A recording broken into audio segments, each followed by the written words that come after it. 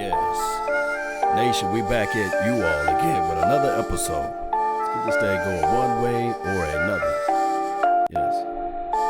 Get this room fill up. All right. I see you. Silver and Blue Nation. Big Game James. Law Nation. Let them know who you are, man. What up, Silver and Blue Nation? Big Game James. I'm up here live in effect. You know how we do. Yeah, man. We back at it, man. Below 500. Final game of the year. We look pathetic. We are what our record is. 10 years of Jason Garrett. 25 years of not making anything majorly happen. Within those 25 years, Big Game James, everything remained the same. Three playoff victories. 3 of them. Mm-hmm. Talk to me, man. Talk to me about this thing, man.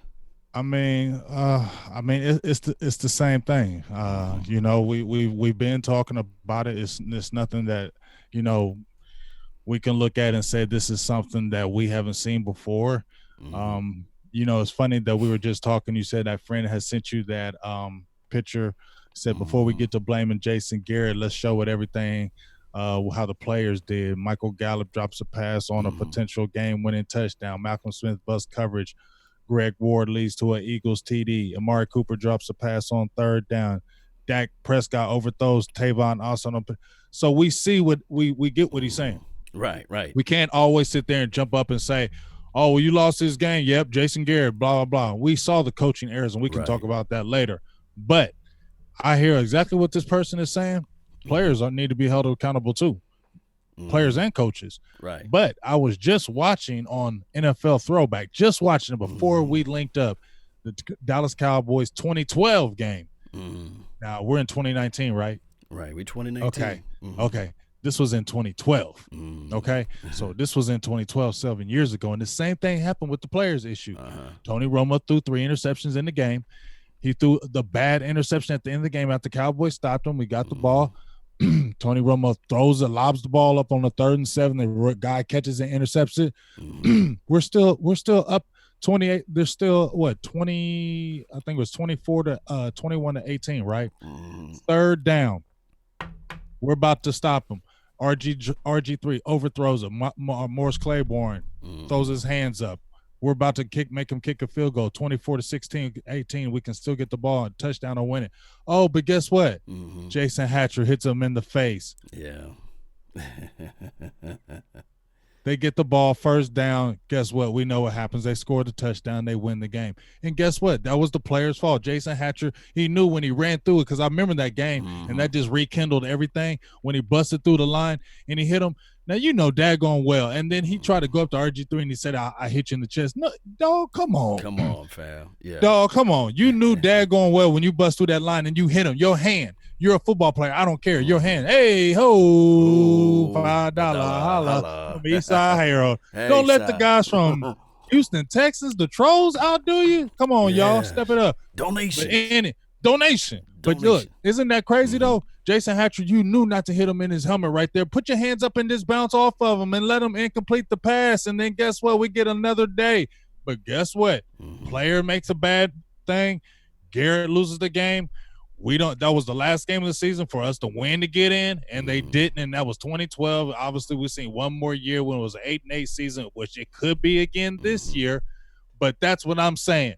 Yeah, I understand it's the players having problems and dropping the passes and not making plays, but this happened in 2012, in 2011, in 2013. Do we understand that that's the pattern? And that's what needs to change because, yes, the players are doing it, but it's a pattern with the coaching staff that it's still happening year in and year out. Where's the repercussions? Where is something to say, you can't do this anymore, you're not going to be here? Well, there's obviously it's not there because this happens year in and year out. Let's act like this never happens, and this is the first time we've ever seen this before. Yes, indeed. And people fail to realize, man, we had a great conversation right before we went live. We was talking about just job in general. You know, if anybody who ever worked at 8 to 5 or in a mall type of job, and I mean, you've been working there for a minute, all of a sudden you get a new hire. They show up late for a couple of days in a row, and you got that relaxed manager. you pull that new hire to the side and say, hey, man, look, dog, you've been doing some good numbers. Management ain't going to do nothing to you. You can be late all the time. This is what you do. You see what I'm saying? Mm-hmm. People in the chat and people on my Facebook, man, I really appreciate you all. They can identify with that because they're going to say there's no ramifications, there's no repercussion, you know. I mean, hey, if the manager is not going to give you no overtime, no extra hours and these sorts of things, just pick up the phone and call a general manager. He'll pull something for you, you see. This is what's going on with the Dallas Cowboys, you see. We can look at it from the fans' perspective and see the problems and see the issues. And there's no correction for the nation as it relates to coaching, you see. Goal line drive, I wish I could show you guys the all 22. On goal line, Big Game James. Yeah, that was crazy. You saw that? It's a picture out there. They had. Hey, I'm sorry, I didn't mean to cut you off, but I got to get you with the $5 holla from Mr. John Jones. Appreciate you. Holla. Growing the nation. Dollar. Growing the nation. We love you for it, and it's the happy holidays. So Merry Christmas. I'm the Grinch all day. I ain't on no Christmas. I don't love it, don't like it, none of it. But guess what? Happy holidays to you as well. Let's jump back in there. I hate to cut you off. No. Hey, whenever you guys make the donation to help grow the nation, we're going to stop immediately. We don't have we ain't no Fortune 500 company. Nah, we got to stop immediately and show the love. And we got to cut it off. Whatever we're thinking about, we got to think about it and bring it back. But I do remember it because it was that goal line where Sanders just basically walked right through the middle, and you're sitting there thinking, like, how does that happen? How does that happen? Like, we were watching the game, me and you were doing it, and we were just sitting there. How does that happen? How do you do those type of things in that type of game? And I think it's just the problem of, I definitely blame the players in this game because it's a big game. You guys know better. You could see it. I mean, we saw when the game started. We could see. I was not saying I was worried, but when I was seeing them complete, Carson Wentz was completing those first two passes, and then receivers were jumping up and doing them first downs or just getting 6 yards, and they were jumping up and, let's go. And we're just looking normal. I was like, here we go. In my head, I'm not going to try to believe this. I'm not going to try to believe it, Law. But in my back of my head, I'm thinking, here we go. But you know, it is what it is. The reason why we got to point fingers at Jason Garrett is because he's the head, you know. At the end of the day, when players make mistakes, when players are not in their right, proper alignment and assignment, it's up to the coach as well. You see what I'm saying? Just like a pastor of a church. You know, he's not running the whole operation by himself, you know, for those I'm Southern Baptist, and we bringing religion into this thing, but it's not just him by himself, you see. He got the mother board, he got the deacon board, he got the choir, he got everything, the congregation to make the donation to help grow the thing. So it's a whole complete unit. It's just not one individual. However, we look to one person for guidance. And speaking of guidance, DeMarcus Lawrence just came out and said, hey, with all of this talent and no guidance. Meaning that, hey, at the end of the day, there was one Moses, right? There was one a person that's going to lead you. There's one Malcolm X, right? But, of course, there's different people that did things for causes to help other people out. But what I'm saying is that when you start talking about leadership, hey, I want people to read this book, Who Moved My Cheese, you see. And I want people whoever that's in business management, who's like my degree is in business administration, right? Big Game James. And the one thing that we learn out of business administration is management. Getting work done through others. You have to be able to delegate. However, you have to be able to also step into the gap and say, okay, these are the things that we need to improve on. This is not me speaking nonsense to you all. These are me speaking facts, and I hope I can help you out along the way. Jason Garrett has refused to step up and say, okay, the offense is doing this. Let me step into the gap. Let me use my experience to help lead us this way. And when the defense is crumbling, let me step into the gap. Instead of saying that, hey, I didn't call that play. Kellen Moore called that play. Excuse me? Excuse me? Isn't Kellen Moore a rookie offensive coordinator? Didn't we come with this mindset and this foresight to say that it's going to be some growing pains, Big Game James? Or did we think that Kellen Moore was going to come in here and walk on water?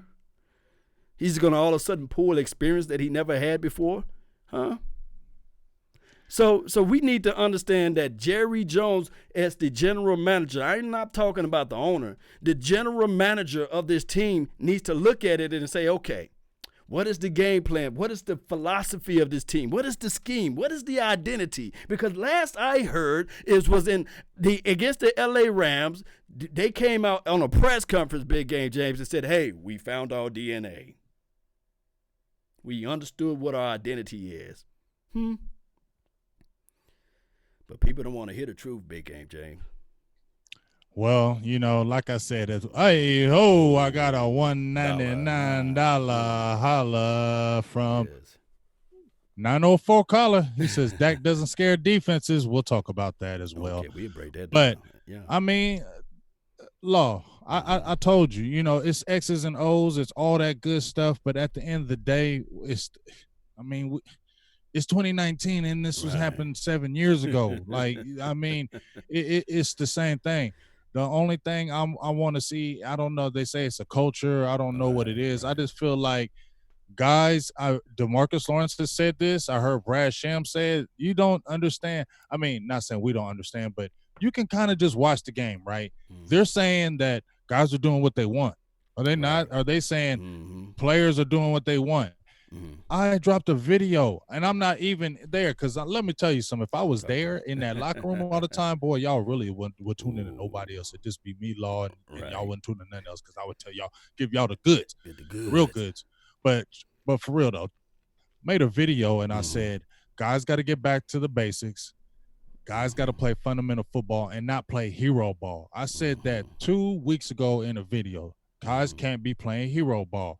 And when I hear DeMarcus Lawrence say, guys doing what they want, I hear what Brad Sham, other people saying, guys are doing what they want. And then when you kind of watch the game, it looks like, you know what? Instead of saying gap containment and staying in your gap, stay in your lane and staying disciplined and not trying to be the hero and get another sack. Even I heard Ron Marinelli, who, you know what I already said about his time, but even I heard Ron Marinelli on the sounds of the sideline say, y'all got to put more effort and stay disciplined. Y'all, it ain't about just numbers and get sacks all day. So that tells me guys are just trying to get up there and get those sacks all the time. You hear other teams saying that they don't really go after the run because they're trying to always get after the ball and sacks. The run is secondary. That's how we always hit them with the screen plays and the draw plays. A lot of teams say it week in and week out, and the Cowboys don't make the adjustments. So that's why you say that's where the coaching issue is, because other teams are saying these same things, and then you're saying, oh, this can't be. But then you go watch the next game, and these teams do the same things against us, and they have success, and then you're thinking, well, what are they right then? Right. I mean, it's the Christmas holidays, and I didn't get a chance to get around to posting this because I was pulled here and there. But shout out to everybody that's here, man. Really appreciate you all. Shout out to everybody. Curtis, Reed, Cindy, Jones, shout out to you, and Gil, Monroe. Really appreciate you on the Facebook, and also Billy and Todd. If you guys can just pause for right now, and if you have a loved one, kiss them, hug them, and these sort of things. But also share it on Facebook. Share it to a friend, neighbor, foe. Just hit it into share. Drop it into one of those Cowboys community groups and say, hey, man, this guy with a beard, this guy, the Big Game James, man, these boys be talking some real fire, man. Y'all tune in, man. They be talking some good stuff, man. They talking some good stuff, man. You know what I'm saying? We're just trying to keep it real. Let me get a few shout outs over here, just like you gave some shout outs over there, Big Law. So before we jump into it, my eyes is bad, so I got to look a little close. No worries. I should be wearing my glasses. I do be squinting like a motherfucker, so I better not do it. But I got your mom's best friend. I got, I love that name, my country boy, Boothang, of course, as always. Aaron Lewis, John Jones, Stephen Arthur, Andre Robinson, Katina. What's good, Katina? I haven't seen you in a while. How you been doing? We them boys. How you doing? Michael D. Montana 808, Dallas Cowboys fan since 1993. Letting you know. Deshaun Thompson, how you doing?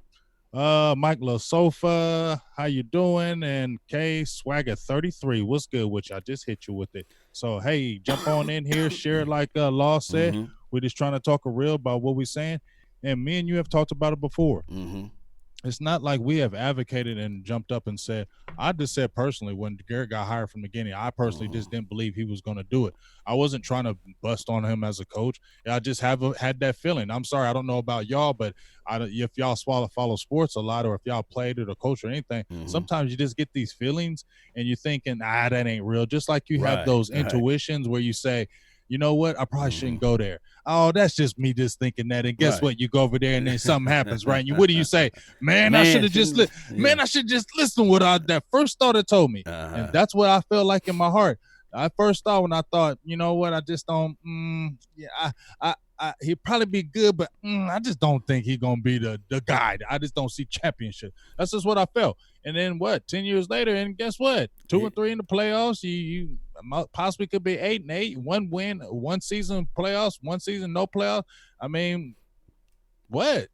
I mean, at the end how of are the you day, not proving it wrong? Well, the problem is in the scenario with that is that he was on the job learning. You know, he still had to learn. He had nowhere to pull resources from. People dog out Barry Switzer, and even though Barry Switzer had all of that talent, at least he earned his bones over there in Oklahoma, you see. And we don't have that longitude and latitude with Jason Garrett. We don't have no reference where we can pull from outside that he had, a cup of coffee with Nick Saban.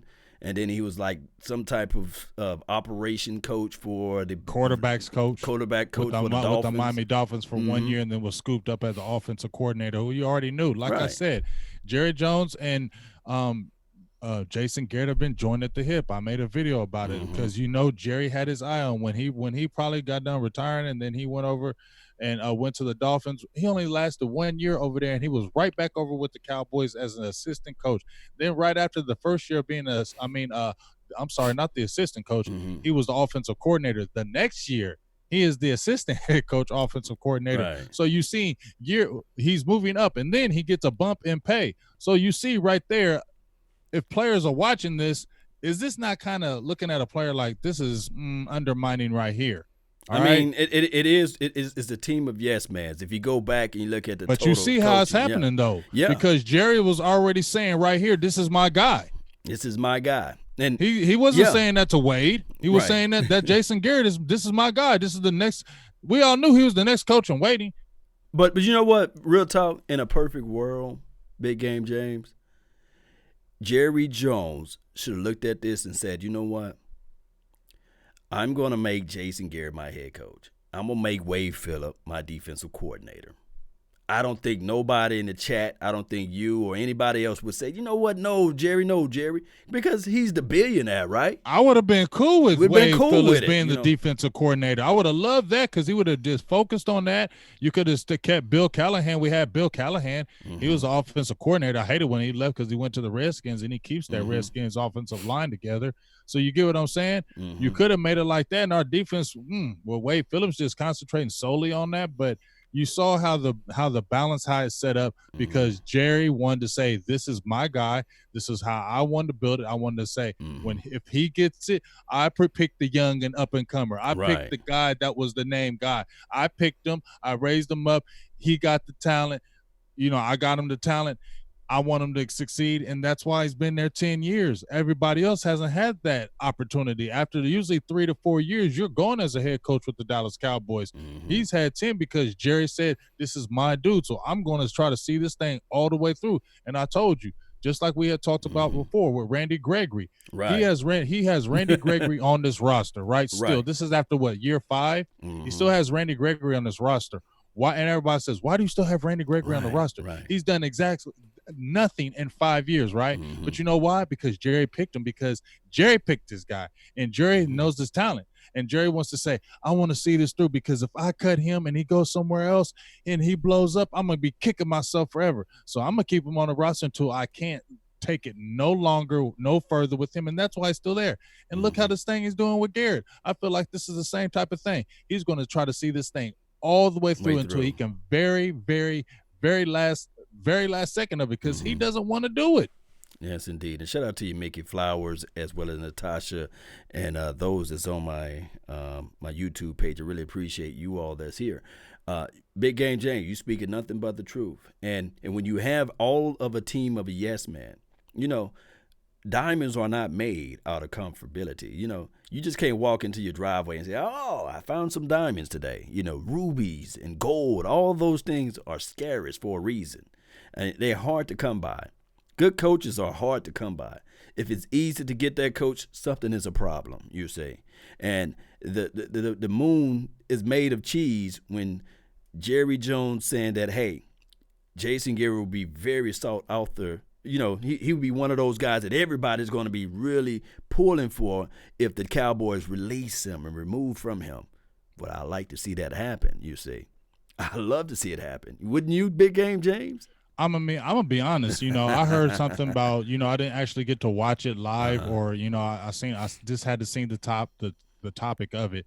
And Trent Dilfer was talking about, if Jason Garrett was gone, he would be one of the top coaches being scooped up. And I won't say I disagree with that, because if you look at the record, those organizations are going to look at that record. They're going to look at, okay, we did win 3 division titles. He did have a winning record over there. He only did have one complete losing season. You get what I'm saying? They're going to look at that. And I think Garrett, if he goes to a team, I do think he can put a team together as far as meticulously. I do think he's smart in those things behind the scenes. But I just feel like he is a guy that's only going to get you so far. You get what I'm saying? I just feel like he's good, but he's just not that great, and he's not going to have, in my opinion, somewhere where he's going to be a head coach, going somewhere, get multiple championships. I don't see that in Garrett. I'm sorry. I just don't, and I'm not hating on him. I'm not trying to bash on him. It's just certain coaches that I look at, or players, and I just feel like, I don't think you're going to do it. And to me, you got to prove it. I see other players, and I'm like, yeah, I think you can do it. You don't have to really prove with me. But there's players that I don't believe it. Just like, Law, you can see people out there, whether you're at work or anything else. And I don't know if you can do it. You got to prove it to me. You know what I'm saying? I got to see more, because I just don't believe it in my heart. I'm sorry. Just don't believe it. I think he's good. I just don't think he's a great coach. I think he'll have 8-8 records. I think he'll have 9-7. And we've seen before, when everything goes right, a 12-4 season, a 13-3 season. But when it comes down to it really counting, they don't do it. And the players don't do it under him. So why is that not an indication of always got to be the players then, when they always choke under him? I coached. Okay. Yeah, you coached. I coached, Law. I coached youth football. I wasn't, college football coach or pro, but I did coach 9th graders. I did coach, and I coached for a decent amount of time. And when we were winning, everybody was loving. But when I had some down seasons, you know what? Everybody, they will look at you that nobody gives a hell if you had 10 winning seasons or 8 winning seasons. Nobody gives a hell about that. It's what did you do this year? You get what I'm saying? And I had a couple seasons where I wasn't getting to that championship game any longer. You know what? People were looking at me. Yeah. I mean, and when mistakes were happening with my team, they're going to say, man, why does he keep dropping the ball? And they're going to look at the coach. After a while, they're going to look at me, Law, and they did. They would say it. I heard the rumblings. Right. Man, how come he can't get them together? How come they be dropping the ball, jumping outside, this and that? That's a reflection on me, isn't it? It's definitely. It is. It is. Undisciplined football teams are labeled as coaching, you see. They're going to look at it and say, hey, this team with the most penalties is still is a reflection on the coach. Although the players are making these mistakes, you got to coach them out of it. Now, when we look at this team collectively, and we'll say, okay, number 1 in total offense, which is cool. That's a good record to throw up there to spring around everybody, right? And then on top of that, if you look at the defense, number 11 in total defense, you can say, yeah, that's good gaudy numbers, right?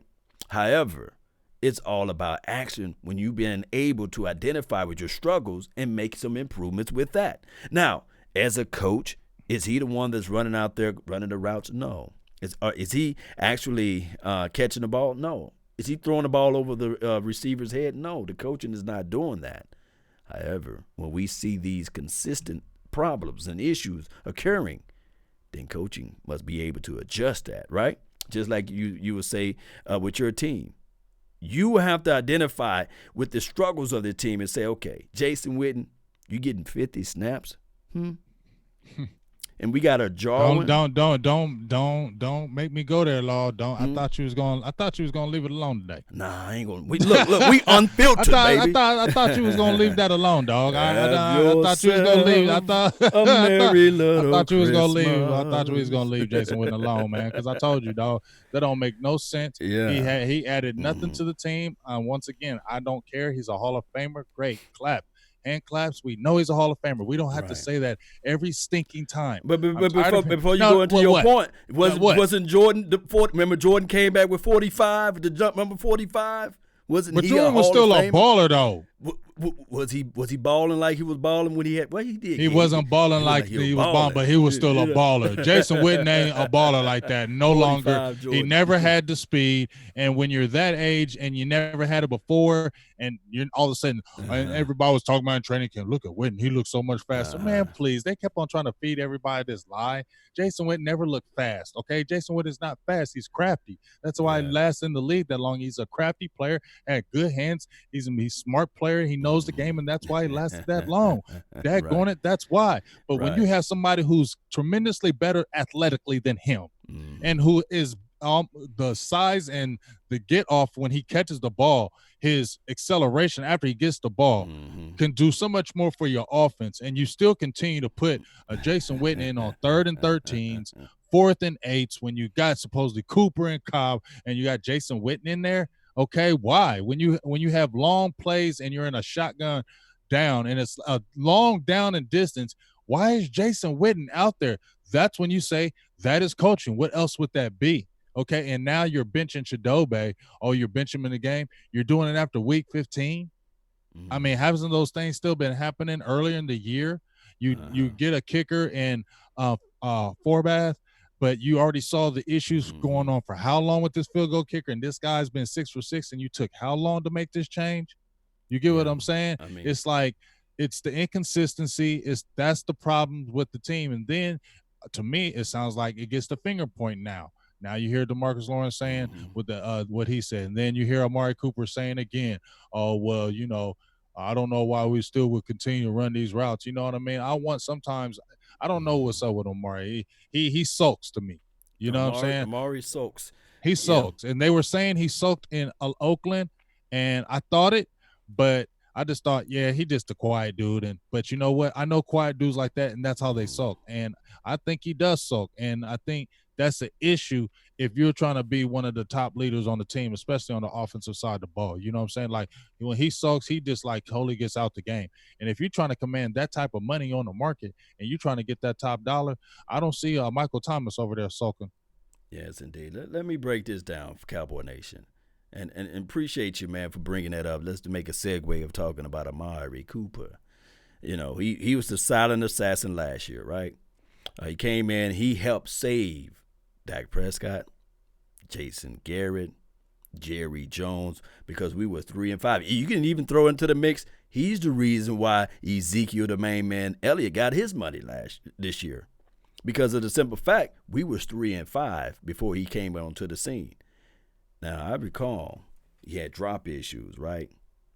But he can cut on a dime. The guy's just a nuanced route runner. He put the team on his back. He was opened up. He started doing touchdown celebrations and beyond. But when me and you were out there, I think it was you out there. I think it was you at Oxnard. Were you out there with me that day? No, I think that was Tyson. Tyson, okay. You came like the following a few days later. I came like a day later. Yeah. Shout out to you, Antonio Anthony Gonzalez. Really appreciate you for making the donation to help grow the nation, man. Really appreciate donation. Appreciate the donations. $4.99. All those 99 pennies count, believe it or not. Hell yeah, we love them 99 pennies. Yeah. Keep on dropping them and throwing them. We appreciate the nations. Grow them. Law and silver and blue. Let's go. We get paid a penny for your thoughts. Now we rich, huh? Yeah. But here's the thing, Cowboy Nation. When that security guard pulled me to the side, I said, "Hey, Law, man, hey. Amari Cooper went down. He went down today, man. Hey, he went down." and I was like, "For real? He went, what happened?" So news went by. My guy West Coast, he told West Coast. You see what I'm saying? All of a sudden we looked up, hey, we're going to talk about it a little bit. Immediately, 105.3 defense. Oh, these guys are just YouTubers. They don't know what they're talking about. But like they on other YouTube. People, they stay on YouTube. We are the real independent source of information for the nation. Why would we? We don't get nothing out of it. You see what I'm saying? We don't have to lie to kick it. We know for sure that Amari Cooper was everything for us. But here's the thing: when you look up what happened with him, plantar fasciitis, right? It takes. I want people to use Google. It takes 6 weeks for that to heal. Let me know when you saw Amari Cooper sit out for 6 weeks. On top of that, that's just to heal if you're working at Walmart, and that's just to heal if you're working at a bank somewhere. This is football, hand-to-hand contact and beyond, right? Foot placement, burst, get off of the LOS, and the guy was still galvanizing and carving up people this year. But however, when you take all of those shots, your body started looking at it and saying, okay, I'm getting adjusted to this shot. You see what I'm saying? And these are not me making excuses, but I'm telling you guys right now, there's 2 parts to this coin. On one hand, the Dallas Cowboys organization, Jerry Jones and beyond, they looking at it, and of course, probably Dak Prescott looking at it like, hey, we 3-5 without you. We know that for a fact. We can't start this season off on the bad foot. You see what I'm saying? So they looked at it like this, Big Game James. We refuse to say, hey, Amari Cooper would not be ready until week 7. Because even though plantar fasciitis takes 6 weeks to heal, there's another element talking about recovery, meaning that you got to get yourself back into shape. You see what I'm saying? You got to get your butt back out there to run and cut on those routes. And people that have that type of foot issue, they can come in right now. They can barely stand. You had it. Yeah, I had it. What was the only way you had to get that thing fixed? Rest. Did you see Amari Cooper rest for those multiple weeks? Yeah, and I honestly, if he had that plantar fasciitis, like we really say, then yeah, I don't know how he was doing it, except he had to be motivated by, I got to get this contract, I got to get this money, I can't afford to sit out all these games. And that was my other side of the coin, Big AJ. I got to get this bread. Hey, for 19, what is it, 20 million on the table? Yeah, I got to get this bread because guess what? When I had plantar fasciitis, I couldn't do nothing. Like it feels like it feels like somebody sticking pins in your foot. It's literally, I never had felt anything like that ever, and it was real bad. It hurt. Like I just had to sit there and rest, and I did not want my feet to touch the floor. Was you trying to jam and get off the line? Were you trying to cut? No, I wasn't trying to do that. Were you trying to run a bang 8? Well, I wasn't trying to do that. Straight. I don't know how I would have did that, but I will say I probably would have did the same thing Amari's doing right now. For 19 million. Damn sure right. You damn sure right. I damn sure right. I would be doing what Amari's doing right now. My ass would be right on that field making that work. And guess what? I probably drop some passes. If we talking real about it right now. Let's be real. You know what? He's still soaked. I don't give a hell what he said. Well, he's soaked. I don't give a hell. He's still soaked. But yeah, I'll probably drop some passes if my feet hurting. You and my groin hurting. And my knee hurt. Oh, they say the hip bone connected to the backbone. or head, shoulders, knees and toes. Head, I'm saying. Shoulders, knees and toes. Eyes, ears, mouth, and nose. I mean. but here's the thing, reason why all of these things connect. When you are favoring your foot, what do? You start making adjustments, right? Because it's also in that report that he have an ankle issues, a hamstring, and these sorts of things. Oh, why all of these injuries are there, right? Because you're favoring your other foot. I don't know which foot it is, whether it's his plant foot or if it's the other foot, but I can tell you that. It don't matter. It don't matter. You're going to favor. You're going to use something else. You're going to compensate. So that's why I say that if Jerry Jones, he's a salesman, he's going to look at it like, well, Amari, I can't give you 19 or 20 million when you're going to have to sit out 7 weeks. I can't look at it that way. And then Amari Cooper camp saying, you know what? Shoot me up. I'm good. I can cut on it. And people that have that injury, like you said, it flares up in any given time when that pain wear off. What you gonna do? You gonna hobble your butt to the sideline? Yeah, because you ain't gonna be able to run. You can't run. Like you are not gonna be able to run. I don't give a hell what you say. You might think you can run, but you can't, and you're just gonna have to come up off of. I never question his injury or anything like that. The drops have been well documented. I mean, he dropped the ball in Oakland. He's just a guy that drops passes. I mean, I don't say that.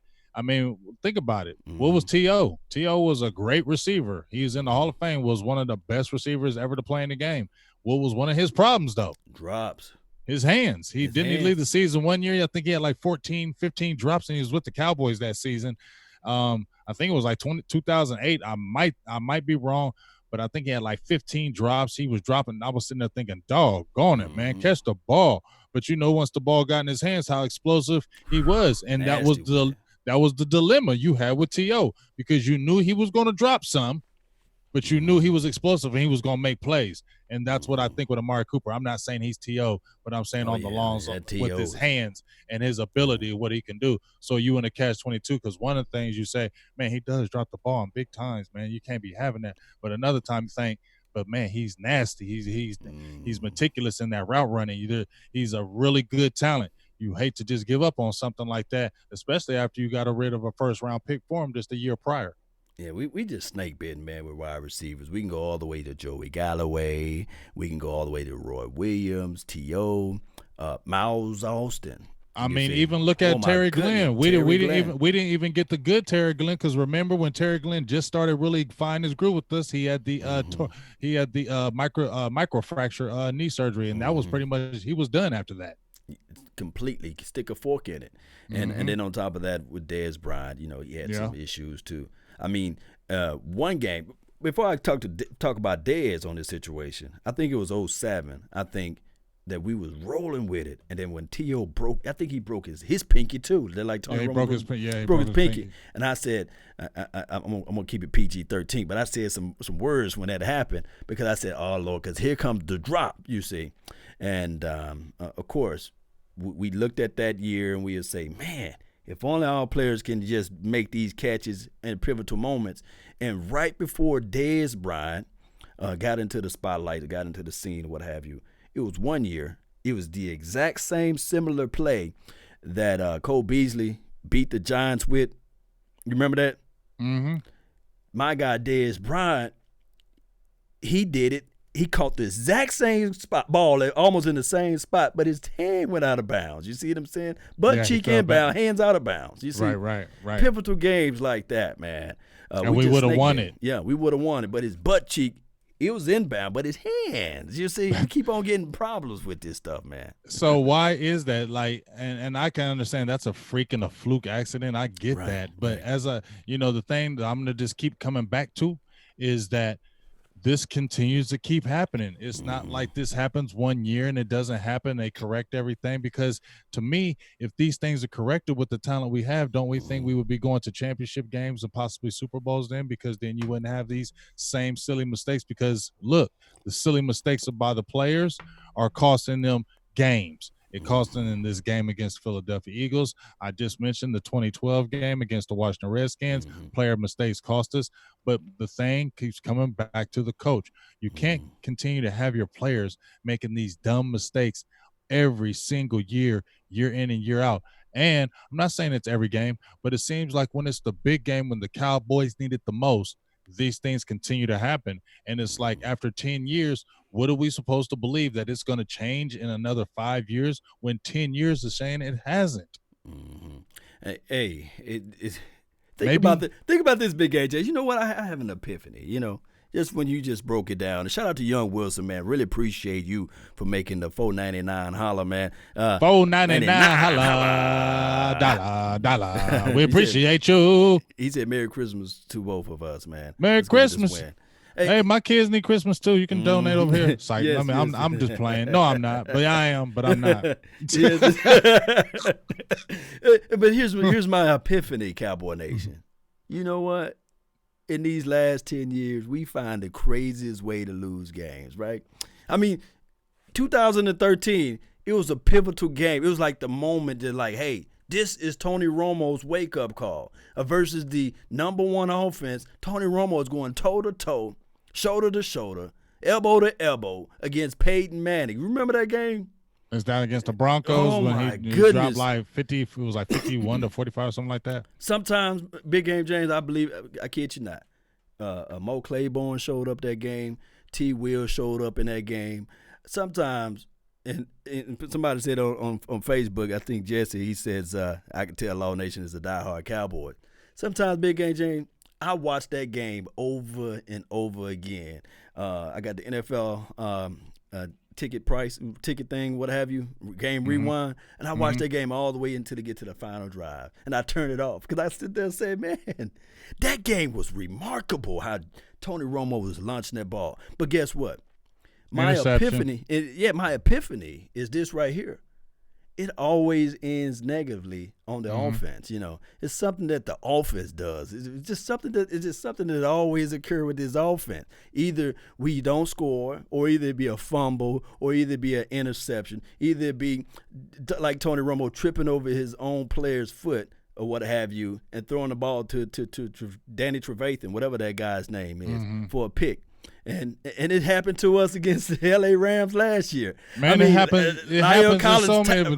Green Bay Packers, Detroit offense. Lions, offense. New York Jets. We can name games after games that this has happened where Cowboy fans, we know it. That's why Stephen A says, what will go wrong will go wrong. It's going to happen. Yeah, it's an accident waiting. I had to think about it. We're an accident waiting to happen. And I be hating when he says that. I hate it. I don't know about y'all. I hate when he says it because I be like, you're right. You're right. Like, I hate it because it's right. Because come on, Cowboys fans. Listen, when we watch the games and we see a long run, what's first thing you do? What's the first thing I do? Look around. Where's the flag? Where the flag? Right. Huh? Yeah. And when it's a game where, hey ho, I got a $1.99 holla from Young Wilson too. Merry Christmas, Dallas Cowboy for life. Yes, I appreciate you, dog. Appreciate you, Young Wilson. Love the donation. Appreciate you, Young Wilson. You jump from one page to the other and donate it. You get a big dodo. Dolo. But look, check this out. You know it when you watch the game, man. You be looking like, big run, where's the flag? It's a 3rd and 18. How many times do we watch the game and we're like, it's a 3rd and 18, we get them off the field, we get the ball back, we come back and win. They get 21 yards. Right.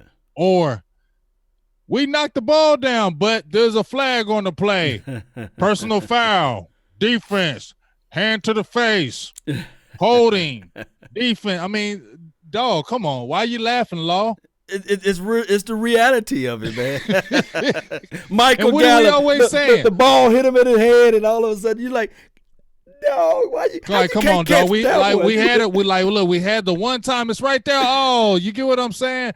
That Tavon also for a touchdown. Oh, I mean, it's just like, man, it's just that's who we are, and I don't know. Where is the change? Because it's frustrating because it's like, it's going to happen. It pisses me off because I feel like when it's going to happen too. You can tell if you watch your Cowboys, especially if you watch Jason Garrett these 10 years, you kind of know the pulse of your team. If you really intently watch your team, if we come out those first, you watch I know one thing. I watched Dallas from the instant. Right. I watched them first few series, and I kind of can tell how the Cowboys going to play. If we can tell that we're kind of jumping out. You like that too? No, if I can tell, I watched that first few series, and I can tell how we're going to play the rest of this damn game. If I see out there we playing all that funny hoo-ha stuff where we're getting them 3 and outs, it's not a 3 and out. Right. It's how we're getting the 3 and out. You know what I'm saying? Or in the defense, and so they get a 6-yard gain, and we just walk them back, and they jump and hop up. I'm like, oh boy, here it comes. And you know it. Right. And I'm tired of seeing that. Hey, it's like this, Big Game James. I'm tired of seeing it. Even when we win, right? It's just like, I recall like the Tony Romo game when he slipped his disc or whatever happened to his back. Now, Washington game, yeah. Yeah, the Washington game. It's like all of a sudden, we was like, yes, we winning. Oh, it's reported that now he can't play. Now we had to bring in Kyle Orton. You're like now you knew we weren't going to win, right? Or you knew something was going to happen. Right. And what happened? Guess what? We had a chance to win the game. Played good back and forth with Kyle Orton. You're thinking, maybe we can. And what does Kyle Orton do? Turn to Kyle Interception. Orton. It's picked off, John. and it's the exact same thing with the LA Rams. We beat the LA Rams, and then the news came out. Dak Prescott's shoulder. We was like, what? What, his shoulder? Like, why all of a sudden his shoulder had to have an issue now? You see what I'm saying? Maybe, just maybe. It's Sky Mirror fault. Maybe it's the Sky Mirror fault.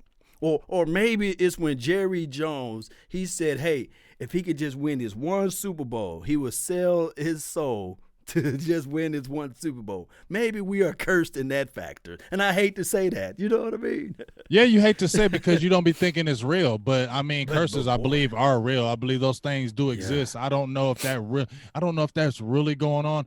But, man, it just seems kind of weird how these weird things always happen to the Cowboys. Like, we never just get those. We saw one with Jordan Lewis when we scoop up the ball, they fumble it. We pick up the ball and run it back for a touchdown, although Jalen Smith did it last year before that too. Right. But I'm just saying, it just seems like we never get those big bounces. It's always the ball bounces against us. And you're thinking, man, dog, why? We'll play games banging out, get a 10, 15-point lead with 4 minutes left, and we're thinking, nope, you know what? You can't ever feel good. You can't even ever feel good. You know daggone well when you watch them Cowboys, let's say, third quarter, and we got a 14-point lead. Are you sitting there thinking, yeah, we got this? Or are you sitting there still on the edge of your seat thinking like, oh, boy, please don't give it up. Please. We'll have a nice lead, and the next thing you know, the offense who ain't did nothing on us all game, 3 plays, touchdown. We've been moving the ball all game, 3 and out. Next time they get the ball, first play, 80-yard touchdown. They are right back in the game. And how many times have we heard that? Man, I think, boy. I'm sorry, I'm not trying to complain, but damn, we 7-8, and we got a talented team. So, yeah, I'm complaining. Sorry. Yes, indeed, man. Hey, you know. Sorry if you don't want to hear it, but damn it, I'm tired. I'm tired of it. Hey, I don't care. Like I'm tired of this. I'm tired of this. Tired of watching this team do the same damn thing every single year. I'm just tired of looking at it. Like, that doesn't mean I'm giving up on my team. I'm not giving up on my team. I just get tired of looking at it. Damn it. You would think that we would be immune to it by now. You know, I can't. I am immune to the in a fact of I don't scream and holler like I used to. Trust me, I was happened to be on my Facebook today, Law, and I was going through, on your desktop how you can go through all your years. Right. And I went through my years, so I said, let me go back to my years and like when I first started my Facebook, because I think I started my Facebook in 2009.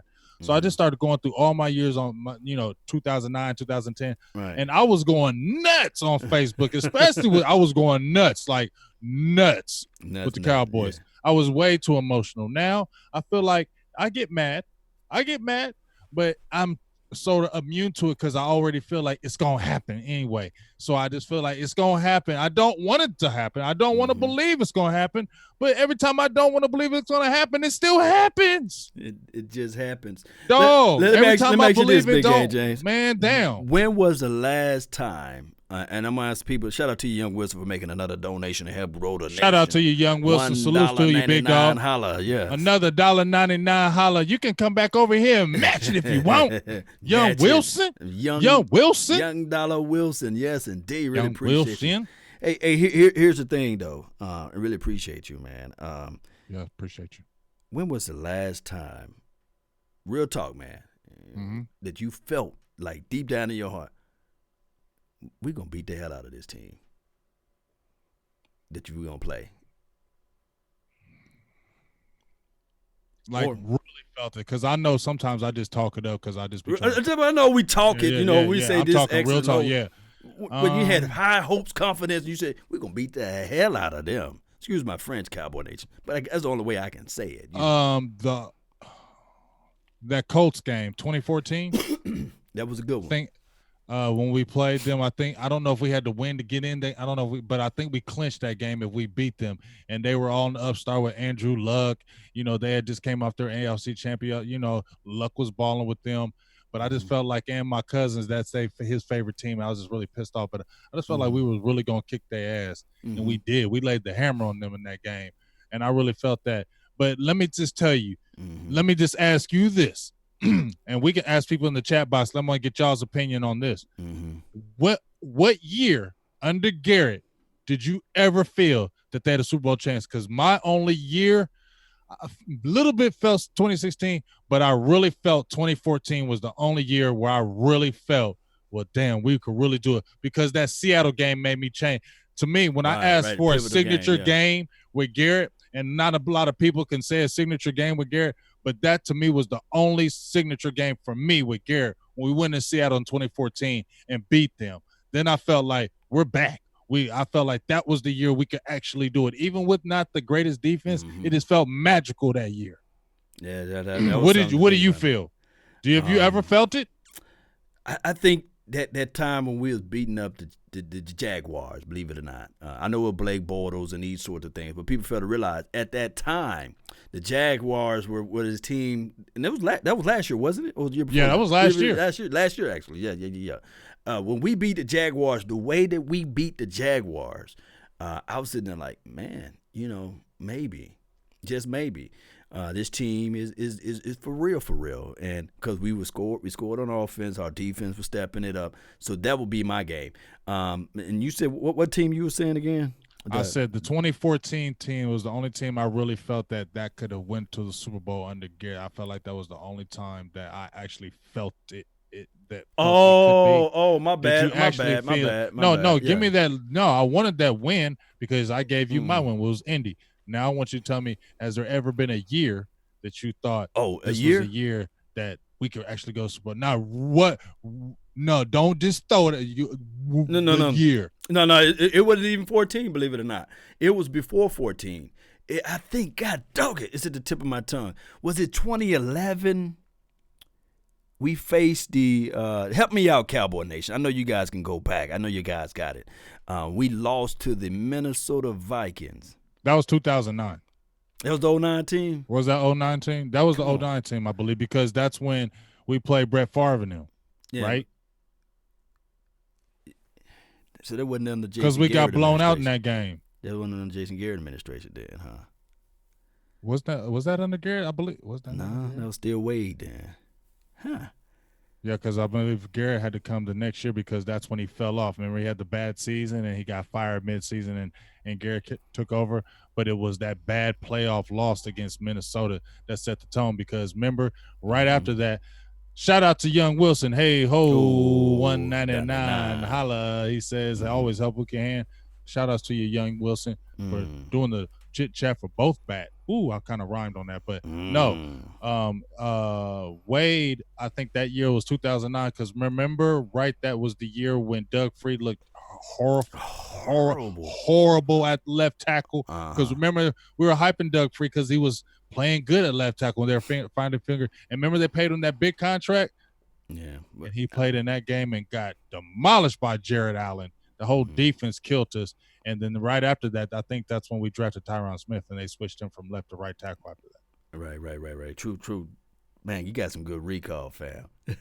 Get your balls up, media, man. Really appreciate you for making a donation to help grow the nation. He made a $5 holla. He said, my boy's been breaking my heart for over 20 years. Time for new regimes. Man, feel you. I feel every piece of that conversation. Yeah, I think it was like that year because our defense. I think in 2009 we were I think 7th overall in defense, and we had the number 1 offense heading in 2009. Believe it or not. And I remember we had Gerald Sensabar. That was the Ken Hamlin administrations, I believe, and we just.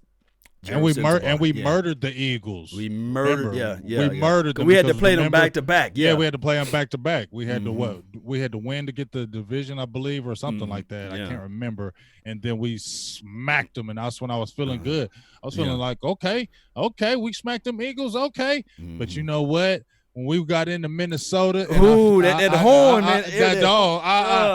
dog. I just had that feeling, dog. I just had that feeling. It just didn't feel right. It just didn't feel right. Just like when we played the Eagles that game and we lost to them that 44-6 game, and remember when we walked out there and I was like, and we could win it all with that. And they had the picture of Brian Dawkins. He was pounding. When they were announcing all the players, he was pounding up and down on the ground when he was again announced. I said, "Man, I don't know, dog. I don't know, fam. Yeah, I don't know if we're gonna match that, dog." And that's the problem. That's the problem with Dallas. We didn't never had that problem in the 90s, and that's why we go back to it. And I hate talking about the 90s. I loved them. I don't want to talk about them no more. I want to rewrite new stuff. Right. But when you look at them 90s teams, they didn't put up with that crap. They didn't put up with it. They weren't intimidated by teams. They weren't on that fugazi stuff. They weren't on that. They were about winning and dominating. They were serious about it. And it just doesn't seem to me like the players, like, yeah, they like football, this and that. It doesn't seem like sometimes they're just too serious. And I understand they got lives and all that stuff. I don't expect them to be swallowing no football 24 hours a day, 7 days a week. I understand the sports game. They need their break. I understand that. But still, it's just like, dog, too many teams be smacking us in the mouth, man, and I don't like that. Yes, indeed. And let me bring up this point before we go a little bit further into this, man. This is some good stuff, Big AJ. Believe it or not, you help me out, bro. You do. You know what I mean? You help me out. I can go to sleep good at night because the reason why I can sleep good at night is because I'm not the only one feeling this way. I mean, it's real, dog. Yeah. I mean, it's good to identify with other people that's outside of me that have the same type of issues with this team, collectively speaking. You see, and shout out to you all that's here. I had somebody say the 2016 team was the closest that they felt. My thing is with the 2016 team, they didn't have any defense, And it's the same situation with 14's team. Although we was up to, we jumped on the ball. It was a little better. We still had Wilcox and my guy Orlando Scandrett, you see. And those guys, they always got burned at the wrong time. I will say this, though. I really thought that, like, the first few games of 2015, that I was sitting there like, yes, it felt like we had high hopes. Yes, I will jump on that train with that. Hey, $2 holla for Mr. Tyrone Church. I appreciate you, dog. Love you for life. Garrett hasn't proven anything. Get to the Super Bowl. I feel you, dog. Yeah. But I'm feeling you on that 2015 because it was a nasty. 2014 hurt so bad with the Dez because we all knew he caught it, and it just felt so magical. The way that just a fourth down pass you threw it to Dez Bryant, just where you standing up. I don't know what y'all were doing at that point in time, but when that play came up and Romo threw that ball, I jumped up in the air, and when he caught it, I was screaming. Everybody was going nuts. I said, "Yeah, baby, we about to go Super Bowl, dog." Like that's what I felt. I said, "Yeah, we about to go Super Bowl, dog." You don't catch that on fourth down. You get a play like that. That just felt like that's magical. It finally bounced for us. And then that bullshit. Yeah. Excuse my language. But 2015, Law, I feel you. Yeah. I feel you, dog. And Dean Blandino's fighting words, right? Remember that? Dan Blino, that's fighting words. Somebody's named Dan Blino. I'm sitting there like, man, we finna fight, bro. Man, dog. I don't know. I just know how when I seen they reviewed it, when I seen that they reviewed it, I knew it was bad. I knew when they reviewed it, I knew it was bad. I had just a bad feeling already. I said, this always happens to us. This always happens to us. And that's why let's not talk about it no more because I'm going to start getting mad. That hurts my heart because that's the only time I felt that you had a chance, Garrett. That's the only time I felt like you had a chance, and it happened again. But guess what? 2015, I thought we had a chance. Two games was looking good. Engine was rolling. Offense was looking good. And then did y'all Cowboys fans like me, as soon as you seen Romo throw his arm over like this, throw the pass, because here's the thing. When he threw the pass, the camera didn't leave him. It stayed with him for a split second. And I seen cinematic. That Philadelphia Eagle fall on him, and it felt like slow motion because I knew as soon as he fell on him and the way he fell, I said, it's broke. He like paper mache. You knew it. Did you feel it? As soon as he landed on, I said, it's broke. I felt it. I said, it's broke. It's broke, yeah. And when I seen him land like that, and I said, season over. Yeah. It's over with. Season over. Yeah.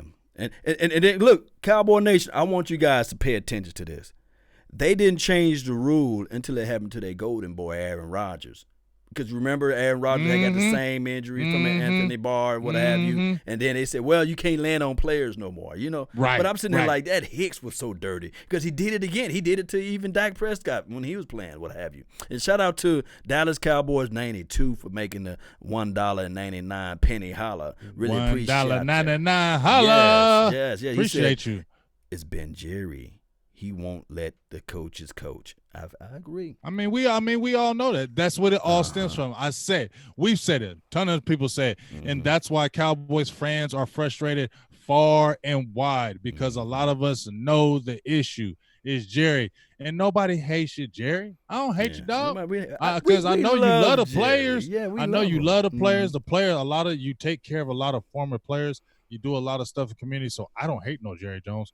But as far as this football stuff, yeah, it's gonna stay this problem as long as he's the head.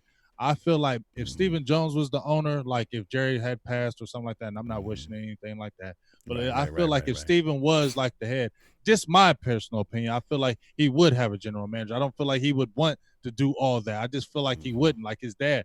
But his dad, as long as his dad does that, as long as he's the owner, the president, and the general manager, and you're 70-something years old, dog, that's like you telling the old grandpa. Man, dog, that's just like you telling your old grandpa. My grandpa don't listen to me, dog. Right. He don't listen. My grandpa don't listen to me. I've been on his earth. My grandpa, 80-something years old. I'll tell you something, my grandpa. You think my grandpa listen to me? I wipe your backside. Exactly. You know my grandpa like, man, shut that hell up, you little whippersnapper. I'll smack you in the head right now. I raised you, boy. I can make another one of you, you know. Exactly. He gonna tell me shut up. Shout out to Daryl Schapp, man, for making $1.50 holler. You know what I mean? $1.50 holla. Yes, indeed. Give me $1.50 holla. And then check this out. When we've seen how Jerry can act like an old grandpa when they was on 105 or whatever, when he said, now y'all cut that out now. So we seen it. We seen the anger. We seen that little sharpness. So if he acts like that in that little bit of a snippet seeing it, what do you think he acts like any other time? Any other time. He probably doing it all the time. And people fail to realize Jerry Jones buy the media and have them to say what he want them to say. Exactly. And I run Bartertown. I run it. And every year, if you think I'm lying, he have a private party every year, a media party when they go out there to Oxnard. You think you got to have those credential passes and these sorts of things.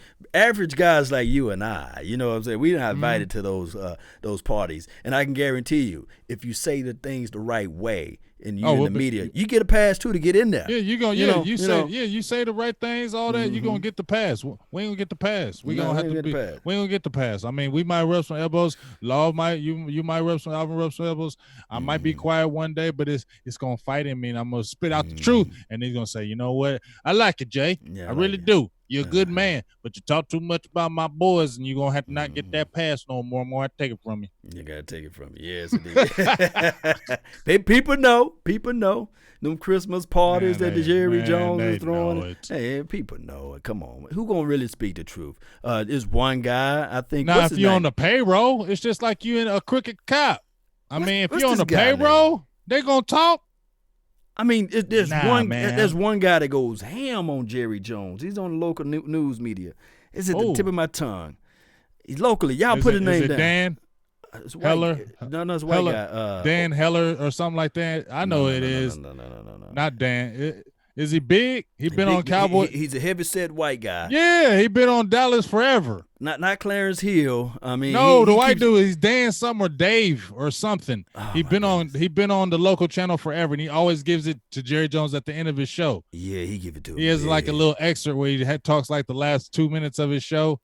I mean, I'm looking at the comments, man. They know him. Somebody, Dale Hansen. Yeah, I told you it was a D or Dale or Dave, dog. I told you. Dog, that's salad. Yeah, that Dale. He's never invited. He goes nuts. Oh, he ain't going to no Jerry party. He ain't never getting in. As a matter of fact, if he came to the door and he said, "Who?" Jerry said, "That's who." Man, he'll laugh like he ainain't never allowed in this party. Oh man. And Norman Hitzkitz, I think that's his name too. I think he's not invited as well. Those two guys, Norm Hitzkitz, I think that's his name. But it is what it is, Cowboy Nation. We try to just tell you guys what's another writer that really tears into Dallas, and he's like a Pulitzer Prize writer. Gosh, what he wrote. He was with the Cowboys for maybe 4 or 5 years. Somebody give me his name. I'm sorry, I don't know. Norm Hitzkitz is the other guy's name. Yeah, but this dude right there, he was a beat writer for the Cowboys. He's like a beast, and he always would just get on Dallas like all the time. He speak the truth. He's be on Cowboy shows now. Somebody give me this writer's name. He's like a legend. A legend writer. What the heck is his name? Somebody said Brian Broaders. No, it ain't no Brian Broaders. He's a writer. Brian Broaders is like right here now with it. Since 105.3 is the official station for the Dallas Cowboys, he gets to the edge, but he's not going to jump all the way in. Him and Jesse, both of them are my guys. But they get right there and they say, well, he's the player. He's a high. It ain't no damn. I know who it is. He's a Alan writer. Bierman or something. No. As soon as you'll say it, I'll know. Jock Taylor. No. He's not black. He's white. He's a white guy. He's not a black guy. He's a white guy. Y'all help us out, boy. Help us out. Somebody, he's old school. Boy. I know he's old school, and I just saw him on Twitter. Brian Broadus gave him a big shout out too. Oh, it's right there. As soon as somebody says his name, I'm gonna be pissed because I know it. Rick something, huh? Rick James. It's not Edward. It's Rick something. Somebody toot says Mickey Spags. Hell to the no. Yeah, hell to the no. It ain't no Mickey Spags. No, it's not Dave Hellman. I got no Dave Hellman. It's Rick something. Tiny Jim. But the only reason why I like Tiny Jim a little bit. Yes, Rick Gosling. Rick Gosling. Okay. Thank you. Oh yeah. Barry B. Thank you. Appreciate you, Barry B. He used to give the Cowboys the blues. He still do. He would tell, and it was so funny when I wasn't in media law and I would listen to him. I didn't like him. Right, because he was always being negative. I'm like, how are you a writer for the Cowboys? And every article you dogging the Cowboys. Like, how are you on the team? And you write negative stuff. I don't like you. But guess what? I always kept reading the stuff though. Yeah, because it was truth. It was good too. It's good truth, man. Good truth, man. It's crazy though. We can look at this team, and it seems like we're one big family. Like. We have a segment of people that just can't stand the Cowboys because Big Game James. There's a lot of people from the olden days, like from the Tom Landry, who still is upset with Jerry Jones. You see it? Haven't let go of the Tom Landry firing. Yeah. Shout out to you, Dallas Cowboy 92, for making another donation to help grow the nation, $1.99. Really appreciate you. Holla, appreciate you. We love He said, y'all. if we get into the playoff, how would you all feel? Big Game James, this is what I'm going to say.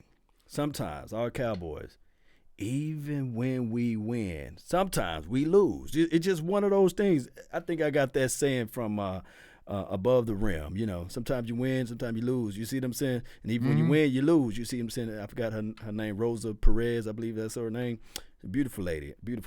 And sometimes we would I don't know, dog. Like I don't know. I would still be crunk. I'd still be hyped, and my bet would still be out there. If we get to the championship game, I'll give you a Jason Garrett I'm not gonna jersey. Be hyped. I'm not gonna be hyped. I'm not gonna be hyped. I'm gonna be honest with you. I'm not gonna be hyped at all. I'm not gonna be mad that we got in the playoffs. That would be stupid for me to be mad that we're in the playoffs.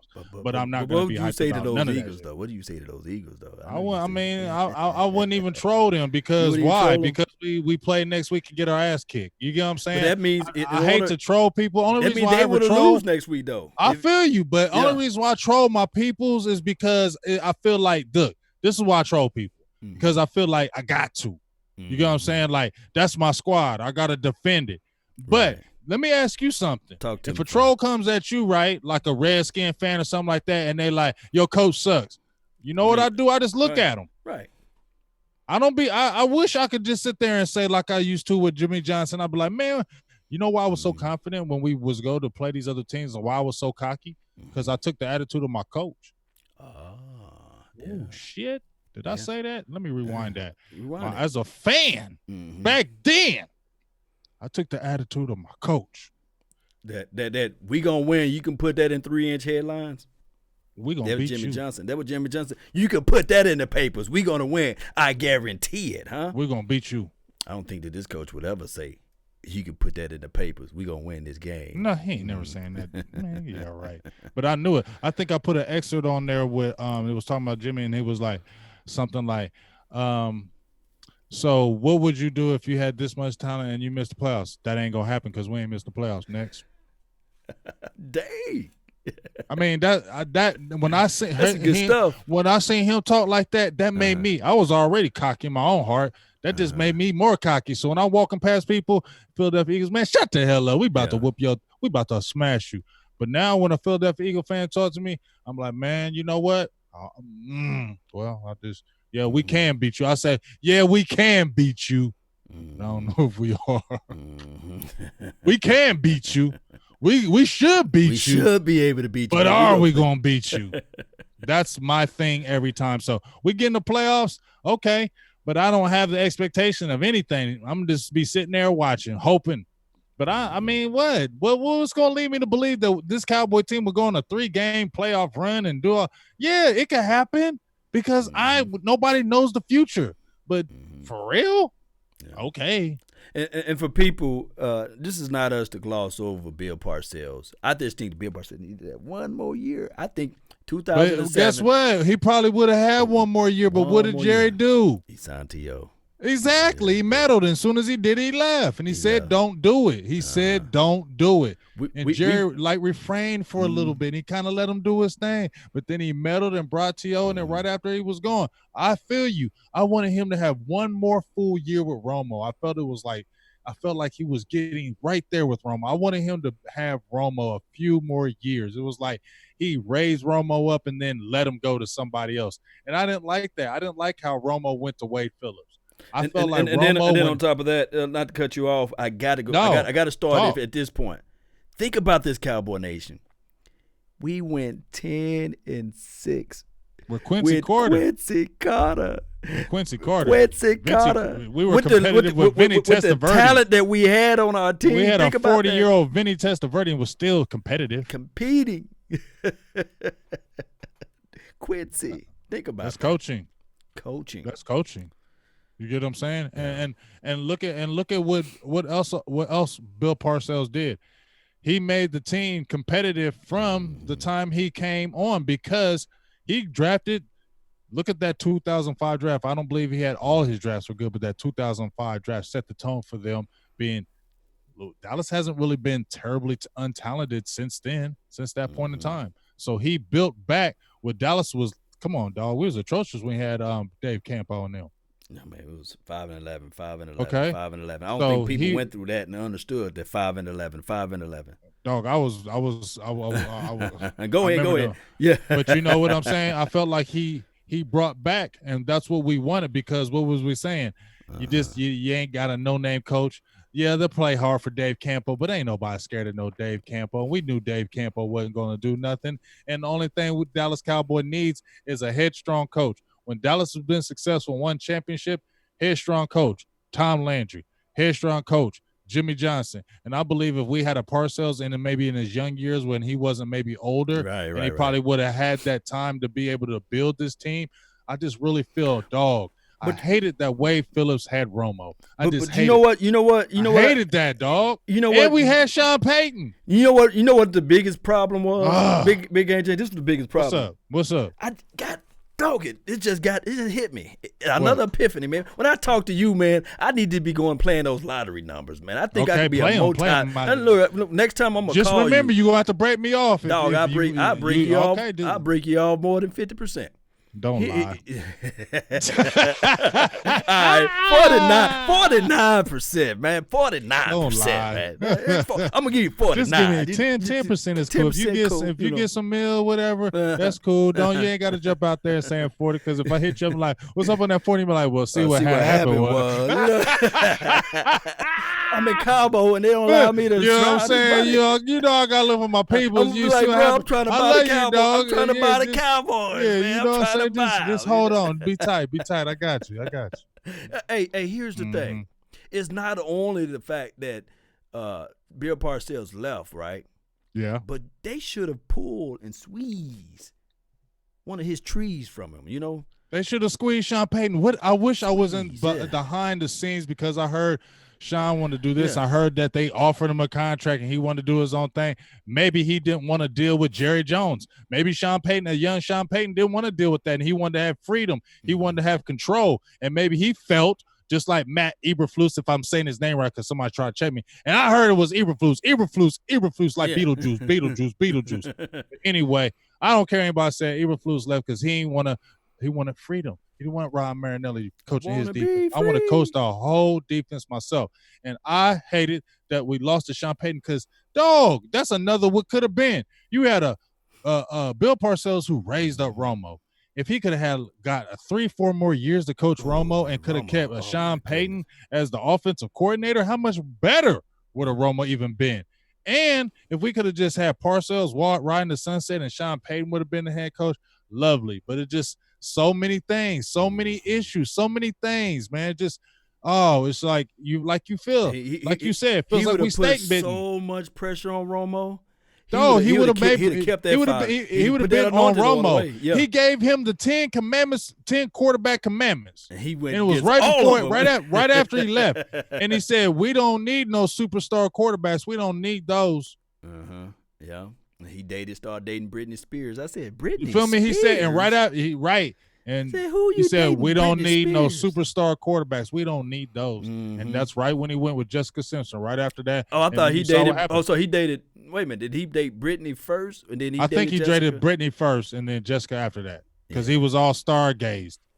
Oh yeah, and that's when we're like, "Oh, you tripping, dog? Now you're getting Hollywood." Yeah, Hollywood Romo. I like the undrafted Romo, man. Oh my. We all did because that was the Romo that did things. Yeah. But once again, career just wasted. But when Romo started dating Candace, I think she kind of slowed him down a little bit. She got him right. She got him right. Candace got him right. Candace got him all the way right. Shout out to her. He became family man. He calmed all the way down. Yeah. I don't think he was wild like that. Stop singing in bars and stuff. Yeah, I don't think he was. I don't think Romo was wild like that. But the star. I'm just saying. Well, when you become a quarterback for the Dallas Cowboys, you go from Eastern Illinois as a quarterback for the Dallas Cowboys. Yeah. It's going to be some people all up on you. Damn, they said he talked to Carrie Underwood, too. Yeah, he did. Romo was slanging around. I mean, you the quarterback for the Dallas Cowboys. You getting yours. Yeah, donation, $2. Holla. Big J just made me, he said, Big J just made me mad. That got Garrett. What happened? He said, but basically, like, Garrett is wasting the career of Dak Prescott. Oh, wow. But, well, that's a whole nother. Oh, man. Hey, did you read that comment that Dez said? About wasting up careers? Yeah, he said, 1,000 billion, % agreeing. I mean, you see all them people that he had under him, too, Garrett? Man, he had some pillars. We had some dogs. Yeah. We had some dogs. My goodness. And just can't do it. And like I said, I mean, how much longer? I don't mind being a patient person. They bring up Tom Landry and they signed with these big contracts and he never won. I hear all that. I seen Tom Landry. I seen this. I hear all that. I hear all of it. But guess what? This ain't the 70s. Yeah. Okay. Yeah. This is free agency. This stuff happens year in and year out. We ain't got time to wait another 10 damn years to see if this really gonna work. I don't. I could be dead. I need to see another Super Bowl before I die. Yeah, we do. I don't know if it's going to happen, but come on, man, Jerry. Move on out the way. But like I said, only way Jerry moving down, we already know why. We already know. Yeah. We already know. He ain't going to be on his deathbed. Jerry going to have to be on his deathbed. He is not giving up the Cowboys for nothing unless the doctor says you cannot run the Cowboys any longer because of your health. Yeah. That is the only time Jerry Jones is giving up this team. Jerry Jones might outlive us all. I think he's going to have Johnny Walker Blue in his IV. He'd be 105 still saying, that boy, I like him. We can put him at the receiver position. I like him. Not to be trite, But then he will have his son, Stephen Jones. As much as we probably say, well, we can't wait for him to run the operation, he may just be as, I hear him on 105.3 The Fan too. I'd be like, oh, wow. I feel you. I'm not. Here's the thing. Yeah. I haven't seen it. Here's the thing. That's the only thing I can lean on because I haven't seen it in full force. So I have to lean on the hope of maybe it'll be different. But, Stephen's a penny pitcher. So, he could be even worse. But I don't know, man. I don't know what's going to happen with this. If we're looking at in the future, one thing all I got to say about this, Jerry's always going to get talent. I feel like Jerry is always going to get talent. It's the Dallas Cowboys. But you know the coolest Jones out of them all? I ain't even talking about Charlotte Jones. I think Jerry Jr. is the coolest one because you never hear him. You never hear him. He to me, that's how I want it. I want him to run something, because do anybody know of Jerry Jr.? You know what I'm saying? He never say a word. He don't even say Nathan. He just sit back there cool, looking at the books, I believe. Probably. Whatever his position of title is, he just sit back and he got that red head. Sometimes you glance at him, you glance at Jason Garrett, you be like, man, what's going on? The Manchurian candidate, what's going on? It was face off. Yeah, dog. Like I said, man, it's just media we can break down the film and we can look at things, but to me now I just feel like it's just a thing where it's just now an aura over the team with just Jason Garrett, and I'm not dogging him, but I just feel like now it's just a stain now, not that he's a bad coach or just I just feel like once you've been in it so long. Now it just becomes like Marvin Lewis. It's like no matter what you do, it's just not going to get you over the hump. No matter what we think, it's just not going to get over the hump. And I think you made a post, and you said you made a good post about sometimes it's harder to let go. The more you hold on, it's harder to hold on. Sometimes you just gotta let go. Sometimes you gotta let go. That rope was squeezing his hand. Squeeze. And I feel like.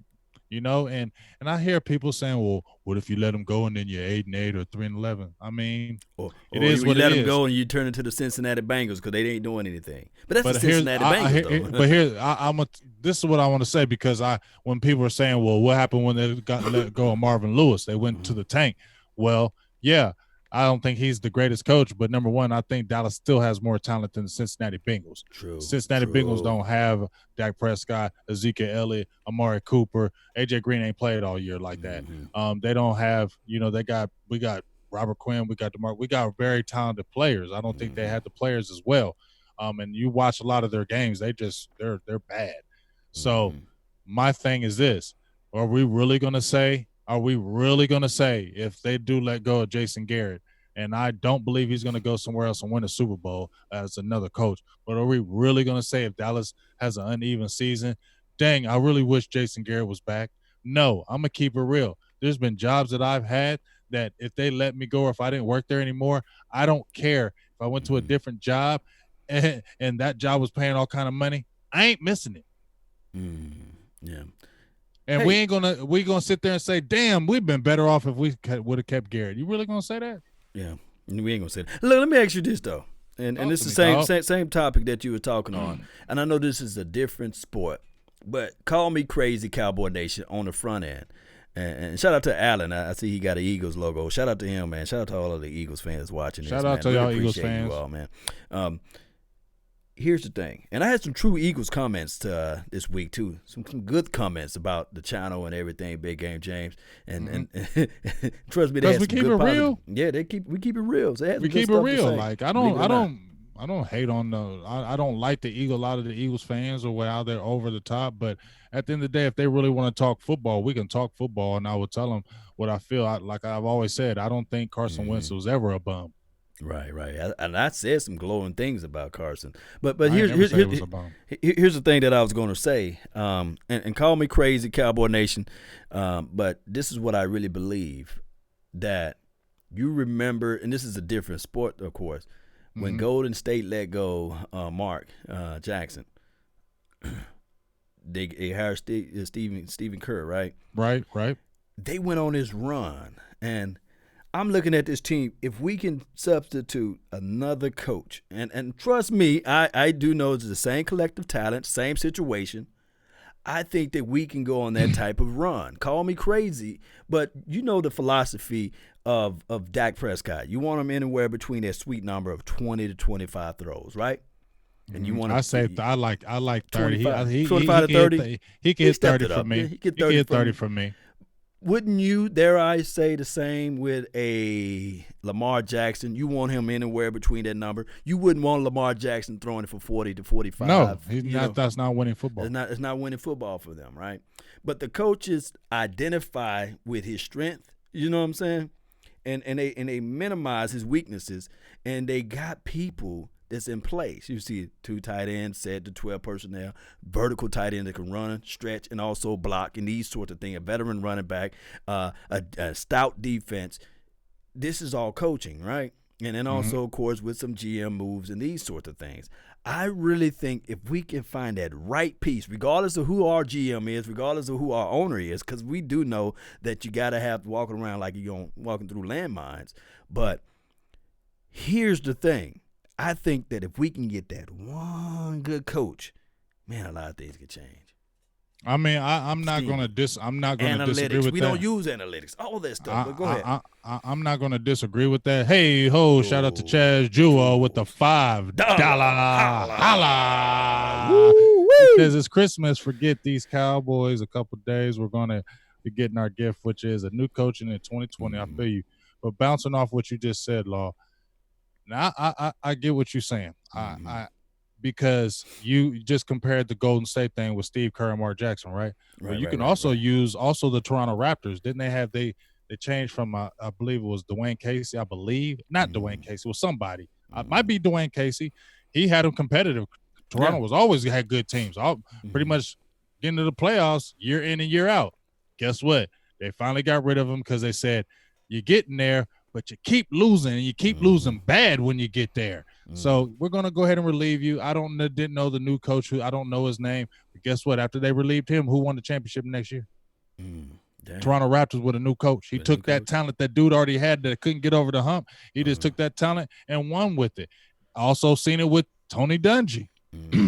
He had that talent. All them years we kept on saying, oh, they're going to do it this year, and they would fail.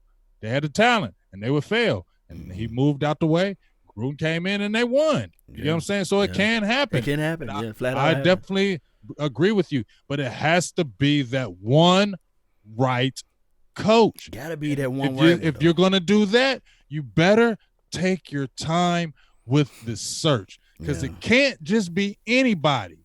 It can't be anybody. It cannot be just anybody coaching these Cowboys. I don't care. I don't want no just up-and-coming assistant that came from Clemson or something. No. Want some resume stuff. That cannot work with Dallas. I don't care. I just don't feel it will. We need that. We need that guy. I don't know if it has to be that name. We need to be that. It needs to be that guy. And here's the thing. It needs to be that guy. And here's the thing. I got to point this out to, and I see some Philly people in here now. Philly, let me see if I can pull him up right quick. Philly Fanatic, I think that's how you say your name. Here's the thing, Big Game James. We saw the Philadelphia Eagles within the same, I guess, span of Jason Garrett. They had Andy Reid, right? Who's not a slump. He's not a slump of a coach, right? He's not a slobber coach. He's a good offensive coordinator / coach. Brought that out too, yes. Yes. But they gave him the max. They said, enough is enough. Let me get rid of him. They got rid of him, and they went and got Chip Kelly. Chip Kelly came into this thing trying to revamp everything. They had the talent, remember? Talent everywhere. They couldn't win with him. They said, this guy is crazy. Matter of fact, he's getting rid of some of the talent. Well, that's where he messed up first. Yeah. He got too full of himself because I'm going to keep it real. When he first came in with that offense, that offense had me nervous. When Did they go 10-6 1 year or something like that? No, when he had Deshaun Jackson and the young Deshaun Jackson, a young LaShawn McCoy, and Jeremy Maclin and them guys. Yeah, they caused a lot of problems. And I didn't like that high-paced offense because I was like, damn, we got to play them that week. So he was a dummy. I was loving when he started trading them players because I was like, yes, that's going to make it better for us because that offense was a problem to me. Right. If he would have just kept doing what it was, they would have did something. They get Peterson. What happens? You get what I'm saying? And Peterson was under your boy. Andy Reid. Andy Reid. Situation. But what Woody Reid kept doing it and doing. But he got to a Super Bowl, though, with the Eagles. So he at least got that. But he still – look at Andy Reid, too. Yeah. I mean, he still gets to the playoffs, and they can't do it. Can't do it. And you keep wanting to believe it. Yeah. But because you know why? Because you've seen him at least get to that Super Bowl. So you give him more passes than you would give a Jason Garrett. Because if you get to a Super Bowl, you're going to get more years allowed. But let me ask you this, though. In a bubble, would you rather have Andy Reid or Jason Garrett? Andy Reid. You'd rather have Andy Reid. I would rather have Andy Reid because Andy Reid has at least gotten to championship games. He went to 4 consecutive and went to 1 Super Bowl. So that shows me he can do it. He can do it. It shows me he ain't won it, but it shows me he can do it. I ain't seen it happen with Garrett. And not to make this a Philly channel all of a sudden, but the game that we just saw. I mean, damn the Eagles. Damn them. You know, I can't stand them. That's the ugliest color I ain't you giving can y'all ever no think love. of. We just talking football on our Cowboys. I ain't giving you damn Eagles no love, so don't get it twisted on here. I still don't like y'all, so don't get it twisted. Don't get it twisted. But when I look at people and they say, man, we lost to the Walmart All-Star, that's the name I gave them, like the receivers for the Philadelphia Eagles. Right. No, we lost to being outcoached and schemed. And, of course, our players could have to execute, but we lost collectively. Ward didn't light it up like a Roman candle. You see what I'm saying? That play that he caught, that wheel route, it was against a mismatched situation. You see, I believe you, Big Game James, can outrun 43 because the guy was just picked up from another team. Well, not even on another team. He was sitting on the streets, right? Yeah, he was on the streets. In that particular system, he's not a guy that's going to carry and follow the slot receiver all the way up the field. It's just not going to happen, you see. But when we talk about fighting, when we talk about a sport, when you're trying to get the collective competitive edge, all it takes is that one jab, that one blow. And Carson, he wasn't lighting it up on the outside. A little dump off pass to this guy. They just knew how to beat us. Dump off pass to that guy. They know how to beat us. It ain't even. They know how to beat us. Not checkers. They know how to beat us. Right. Like even if they feel like we may not have the talent, we know how to beat them. I've played teams where, I mean, even when I coached, I have played teams where they were more talented than us, and I'm not patting myself on the back, man. Maybe a little bit. Hey, shout out to I got a $2 holla for Tariq Salim. He says, "Big Game James of Law Nation, y'all speak them facts. We appreciate you for saying that. Facts. We try to. We try. We try. White. But I remember I played a few teams where they had more talent than me. But you know what? We could scheme them. We can scheme them. They be slipping right here. You know what? They blitz this guy too much, and they a little too cocky right here, and they show their scheme too easy. And you beat those teams because you know they ain't got great coaches. They just got that talent. So if I just can outcoach this dude, I can beat you because you might got that talent. Because there was plenty of teams that I seen in youth football had uber talent. Coaches wasn't shit. Coaching, yeah. and team looked great. They know how to do the 2-for-1. You know what I'm saying? Team looked great. They know how to utilize their timeout. Team looked great. But guess what? When they had to play another team that was great, next they couldn't coach. That team was getting mollywopped. And you were thinking, damn, how'd they get beaten? They was like 9-0, and then they get stomped. Because you really wasn't that great of coaches. You just had a lot of good talent. Yes, I'm just saying. You know what I'm saying? That happens. But my coach, man, back there in football land, Big Game James, we was lack of talent. But the way we won, we had a guy, we call him Big Tiny. Reason why we call him Big Tiny, because he had a tiny heart. He didn't have no capacity at all as it relates to like wheels and pushing people out of the way. But he was a big mammoth of a guy. When he walked on the bus gave to him, right? The ground said, hey, can you stop walking on me, right? That's how big this boy was. You know what Coach said? Hey, have him to be the first person to get off the bus. Like, why? It's mental warfare. You know what I'm saying? Because the opposing team have a habit of looking at their opposition, looking at their team that they're going to face. Have Big Taney to get off the bus first, you see. That would set the tone. That would set the temperament because they don't know who he is. You see what I'm saying? They think that we had Shaq in pads, you see. And that's what coaching does. You see what I'm saying? That's almost what analytics does to you. You see what I'm saying? I mean, coaching, it matters, dog. It matters. I mean, just I was going through the feed, and shout out to some people on here. Andre Robinson said Phil Jackson, too, because he replaced Doug Collins. That's another good one. Because remember, the Bulls had Doug Collins for all them years, and they was competitive, but Phil Jackson came right in there. What happened? Championships. But it happens. But like you said, to me, if that's going to happen, I agree with you, Law, but it has to be the guy. Yeah. The only way for that to happen with me and you, maybe Urban Meyer, but I just feel like Urban Meyer, I don't want no health problems, no issues with you leaving. I like Urban Meyer. I don't know why I like him as the head coach. I don't know why I like him as a head coach. I like Urban Meyer. I don't know why. Just I seen him. He wins everywhere, and I just feel like he's headstrong. He don't play that. But he had college kids. It's different in the pros. But I feel like he would get his respect. They say it's hard for college coaches to come in NFL and win. But I don't know. I just like him. But we need a guy. We can't have anybody regular. That's all I'm gonna say about whoever this coach is. If I hear he's a assistant from Florida State, but he's this new innovator, I'm gonna throw up. Yeah. But we do know. And how long we been live? I know we've been talking for a minute. Dog, we've been. I know you got things to do, man. You've been talking. It's almost midnight. You've been talking. You've been talking for 2 hours. You've been talking. Oh my goodness, Jay! You should have been letting me know, man. We good. I mean, you ready to go, man? The fee's still good unless they want to leave. y'all want to go? Y'all want us to stop talking? I got no work. You got to go to work tomorrow, man. Oh, really? On Christmas? On Christmas? Okay, good. Y'all want to keep talking? Stay in the feed. Don't leave. Somebody I can keep talking. Y'all want? Man, I can talk to the sun pill open, I can. But here's the thing, Cowboy Nation. And I like the coaching, bringing up the coaching. What was it, the 06 Dallas Mavs? What year did the Dallas Mavericks won the championship? 2011. 2011. I said 2011. Right. There was an O in there somewhere, right? 2-0. Is it 2011, right? Yeah, 2011. Were they the most talented? Were they more talented in the team that they beat? Was it 07? Y'all put it down, man. 2011. Somebody put 2011. They real quick with it. Bummer. It was 2011, right? Yeah. Okay, I was good. Yeah, okay. you good with it too, fam. You real quick with it. I think they lost one time with the team. I think it was like the year before, a couple of years before, what have you. But talent, like I said, doesn't win you everything without the right directions, right?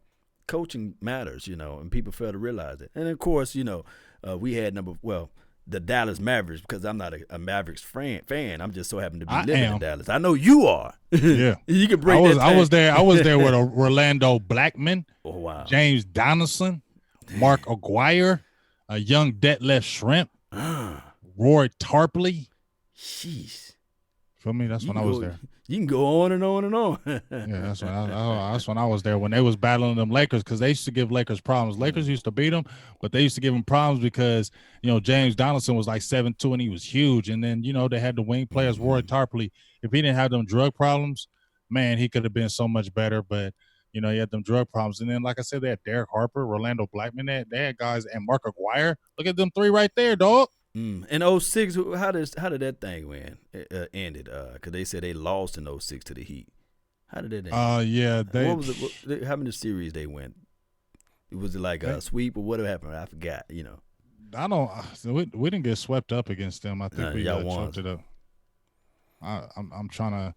Because now I put you in the pinch. Now I put you in. Yeah, you got me all these years. I'm doing. You got me at this trivia. Now I'm about to do it. I'm doing this sports. I applied for this trivia job, Law. Oh wow. Yeah, and they said they just on the side, you know what I mean. But they said they're gonna have trivia. I hope they got sports and all that, because they said I'll be doing trivia with live audiences. So if I get that popping, make sure you do, because I'm gonna do this sports thing. We really get that popping. I'm trying to think. You trying to throw a monkey wrench in my dome? Yeah, I just threw it like they got Cowboys everywhere blue, and I'm just throwing in you some Maverick trivia. And 2006, Mavs lost. D-Wade took over. Yep, I remember he was killing us. But they went to Game 6. They said somebody says Mavs was winning it. We was winning it, and then D-Wade just basically took over because Shaq was okay, but he wasn't the Shaq. You get what I'm saying? Right. But Dallas was really holding it down. I mean, Dallas had some good teams back in the day. I ain't trying to switch from Cowboys to Mavericks, but we had some good teams. That Sean Marion, dog. Yeah. Jason Kidd. Shot though. That shot was just ugly, but it was ugly. But you know what I'm saying? Yeah. Josh Howard. You know what I'm saying? Yeah. Tyson Chandler. Nash. Jet Terry. Like I said, Jason Kidd. Yeah. Kid was something special, man. Kid was just running around in Dallas, man. Dallas was just too small for Kid, man. He was at everything. He couldn't had to find the end. My homeboy used to play for the Mavericks. Oh, who's that? Gary Trent. Oh, wow. Yeah, that's my homeboy. His son plays, because me and Gary we grew up together. And he used to play on my PAL teams. They're they're like AAU teams now, and he went to school out here Almost where I live now, probably maybe about 20 minutes away from here. They call him the Shack of the Mac. He dominated Ohio University. But he was with the Blazers and he was with the Mavericks. Actually, he was with check this out. When he was there, he was with Steve Nash and he was with Michael Finley. And he was balling because he left the Trailblazers and got a contract with Dallas. And he was having a pretty good season. He was getting like a 17 to 10. He was balling, but he messed up his hamstring. And he was out for like the whole year. And then guess who they drafted right after that? Who'd that be? Dirk. How about that? Blessing in Dirk the sky. Came in, and the rest is history. You know what?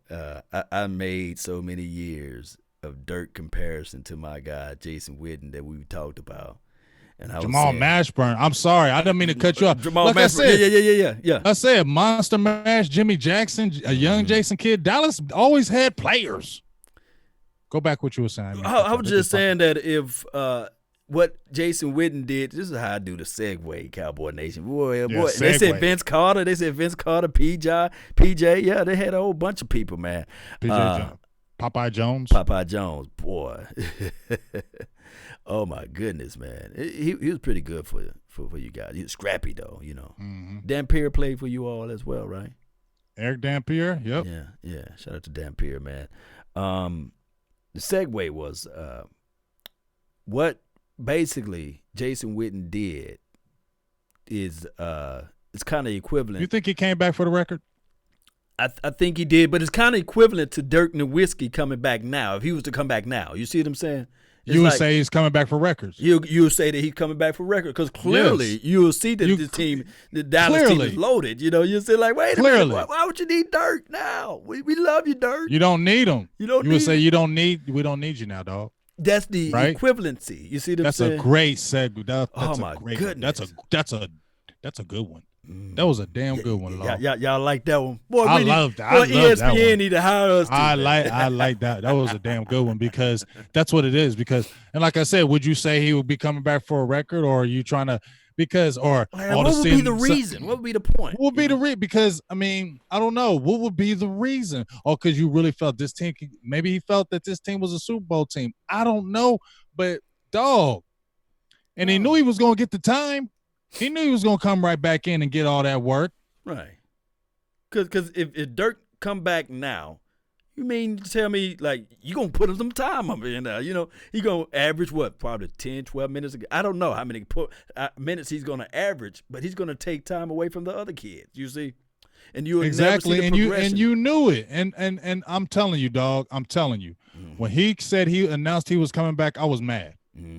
I was instantly mad because I knew – you just saw Blake Jarwin, the last part of the season, getting cooked up, getting like 23 catches in the last 5 or 6 games. You saw what he did to the Giants, killing them boys. We saw how effective, and we're thinking, okay, now let Jarwin eat. I wrote an article about him. It's time to unleash Blake Jarwin. Hey, and I'm telling, was like feeling it. Then all of a sudden I hear Jason Witten coming back. I am pissed off. I'm not happy. I don't want you coming back because you drafted a 4th rounder in Dalton Schultz. So you said this is a great blocker and you got good hands. Why in the hell are you bringing this old man back to stop the progress of a Blake Jarwin, who is a restricted free agent, and you have a guy who this will be his 2nd year, going on his 3rd year, who you have to see what you have. You have to see what you have with him because y'all keep going out there and getting these blocking tight ends. We need somebody dynamic. And I don't care. What has Jason Witten brought back? People keep on saying this blocking. Law, you do the tape. He be missing them blocks. He be getting overpowered. He's not that great blocker like you say, and people think he is. That's just people going off piggybacking off what somebody else said because, Blake Jarwin doesn't block good, so Jason Witten is just the greatest blocker in the world. No, he's not. He's missing a lot of blocks too this year. He's getting overpowered this year. He's dropping passes this year. And to me, if you ain't got that if you don't add anything else, your hands should be the main thing that you add because you ain't got nothing else as far as speed. You get what I'm saying? And shout out to Jovan Brooks, man, for making the donation to help grow the nation. This was directed to you. He says, Big Game James, I totally agree with you. The new coaching philosophy. Yeah. That's what Thank you you very much, sir. And my thing is, I ain't even trying to be right, but it's just, and I got on Sean Lee too, and I wasn't trying to, and I understand why you keep a Lee, because we need a linebacker depth, as we see with LVE in the neck, and it came back as a reoccurring issue. But so I can see why you keep a Sean Lee. So, I had to back off. But guess what? Sean Lee hasn't played great this year. He's been uneven up and down. You get what I'm saying? But you said it yourself, Law. We coddle these guys who we feel like they've earned their stripes. So we just, go on in there. But we clearly saw LVE was better last year, but they were trying to mix in Sean Lee because why? It was Sean Lee, and he earned that in their hearts. But we're seeing who's playing better, though. Yes, indeed. And let me pull this out. And shout out to you, Mike, and Stephen Arthur that's on my Facebook. Stephen Arthur, what's up with your big dog? Yes, indeed. Boxley, really appreciate you all. This is like going back to revisionist history, going back in time. I recall, I think it was 1996 or 97. The highest paid fullback was Moose Johnson. Jerry Jones paid at the time, that was the most money ever for a fullback, and second highest to, I think, Emmitt Smith contract at the time. He paid 41 or something like that, 40 million. You guys can correct me. Just look it up in Google. And the headline was that Jerry Jones said he felt that Moose Johnson earned every penny of that contract.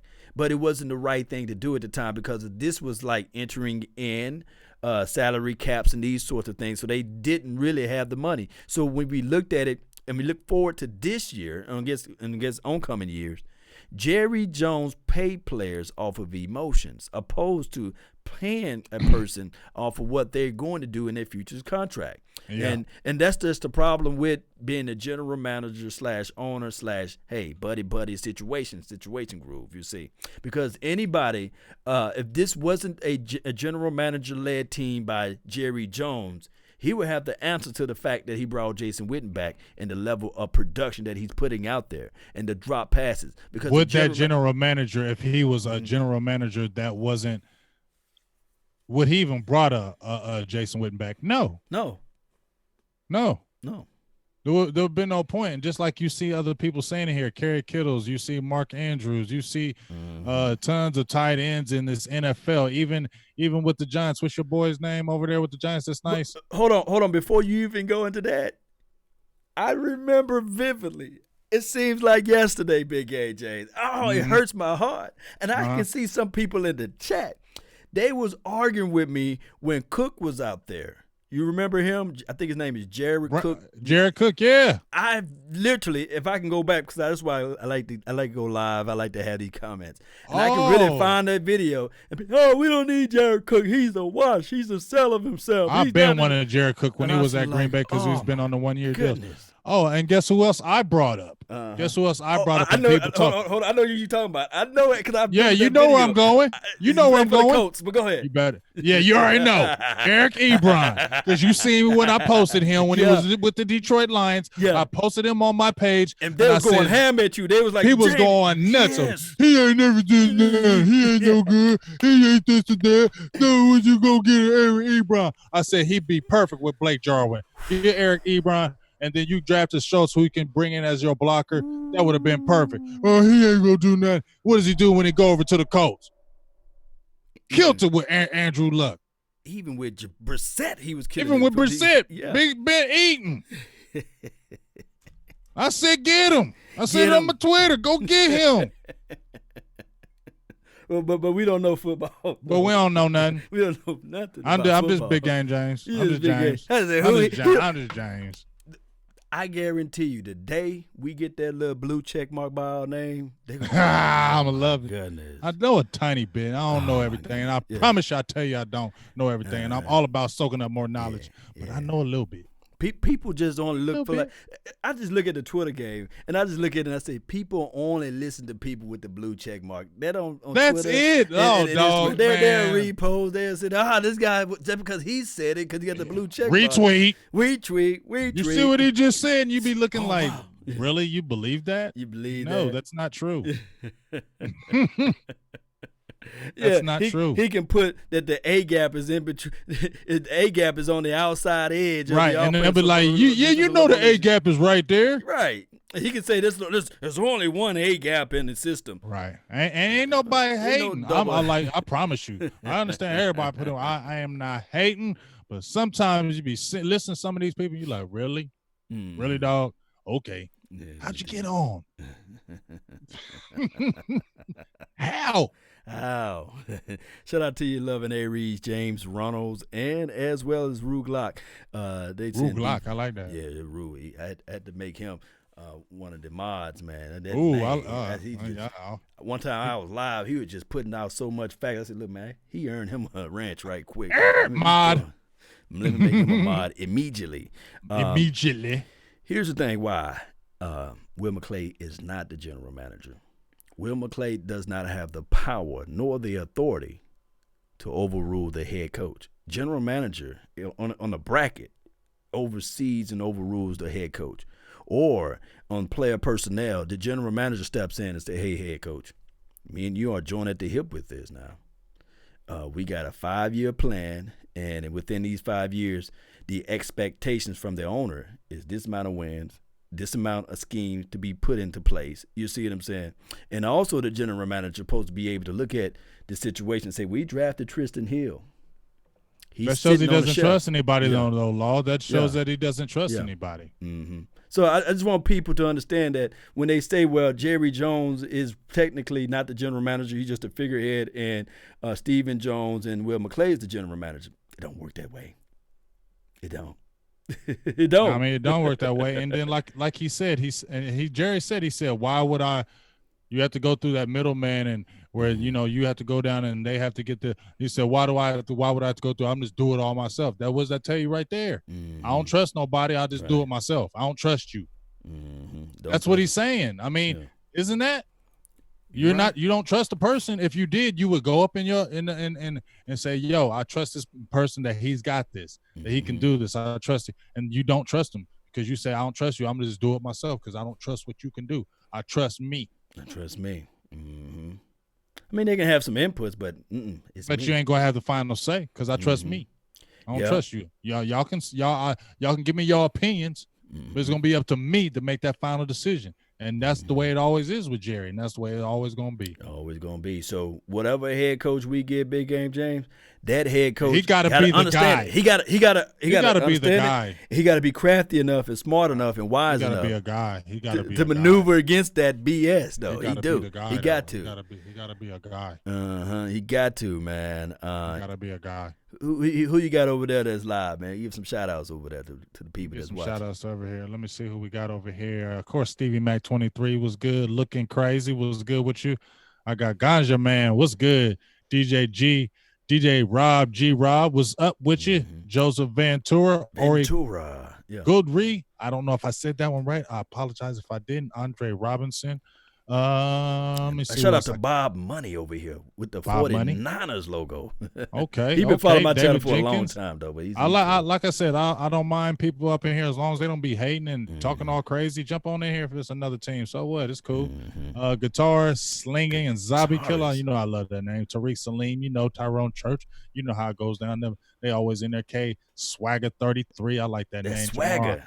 Hook Finn, how you doing? So got people. Derek Clegg, what's up with your dog? He said he said the hell no, we ain't got no work. We banging. So I appreciate everybody who's been going strong in the feed. We've been going almost 2 hours now. 2 hours, yeah. And shout out to all of the eggnog drinkers, man. Eggnog drinker. I need some. Oh my goodness, I waited too late. I haven't had any. Total Wine and More was closed. I was like, they opened up a new one down here in Cedar Hill. I said, man, I'm gonna give you some Total Wine and More. They said, dog, it's closed. Man, I waited too late, man. I waited too late. I didn't even do it. You know what I'm saying? But I got something though. Oh, you got a little something. It's gonna go over a lot of people's head though, but it's all good.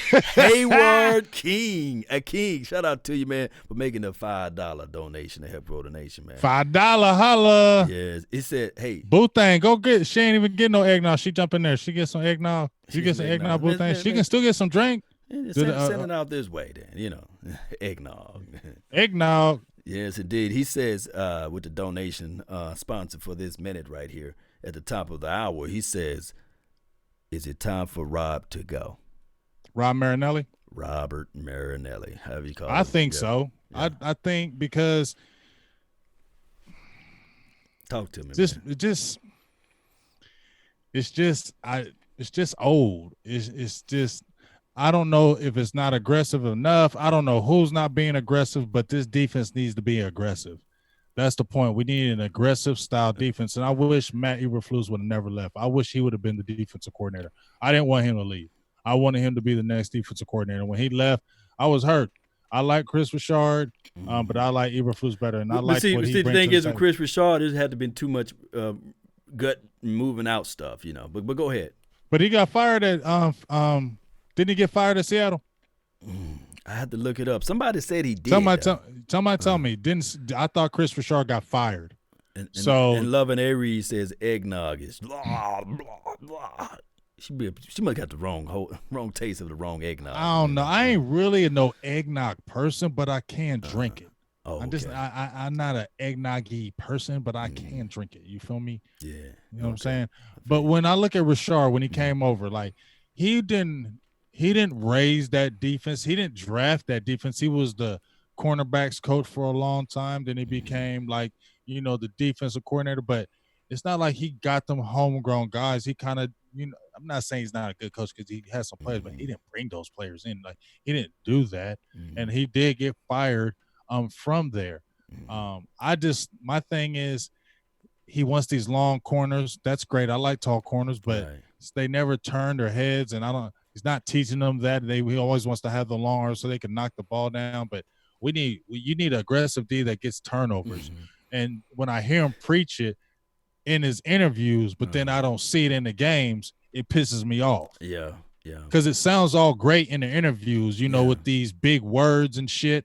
Yeah. Each one teach one. Accountability for the nation. Just saying all these big ass words and shit. Like you saying these big ass words in these interviews. I elucidated a long time ago. Yeah, exactly. That type of stuff, and fool me. I ain't even saying I'm dogging you, but I'm listening to that and it sounds great. It's good, But when I see it on the field and there ain't no turnovers and stuff, I'm like, I don't want to listen to no more of your interviews. I'm not posting no more of your interviews.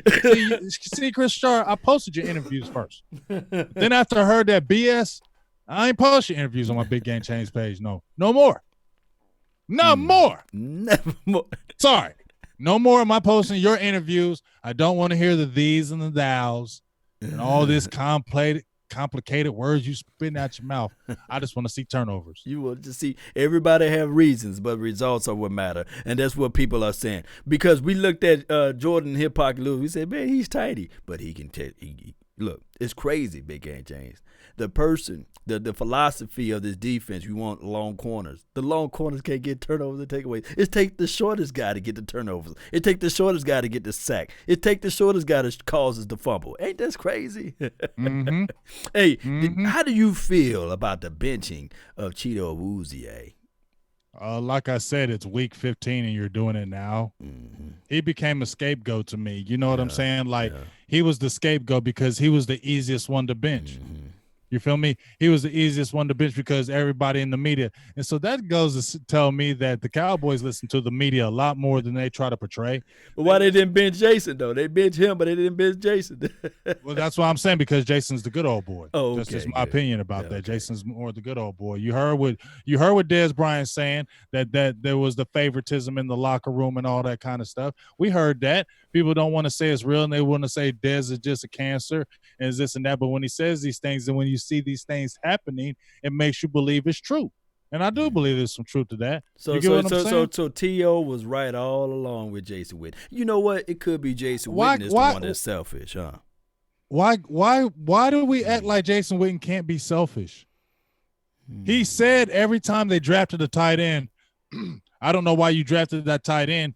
I'm going to be here. You don't think he ever complained? We had Martellus Bennett. He was talented, never did anything.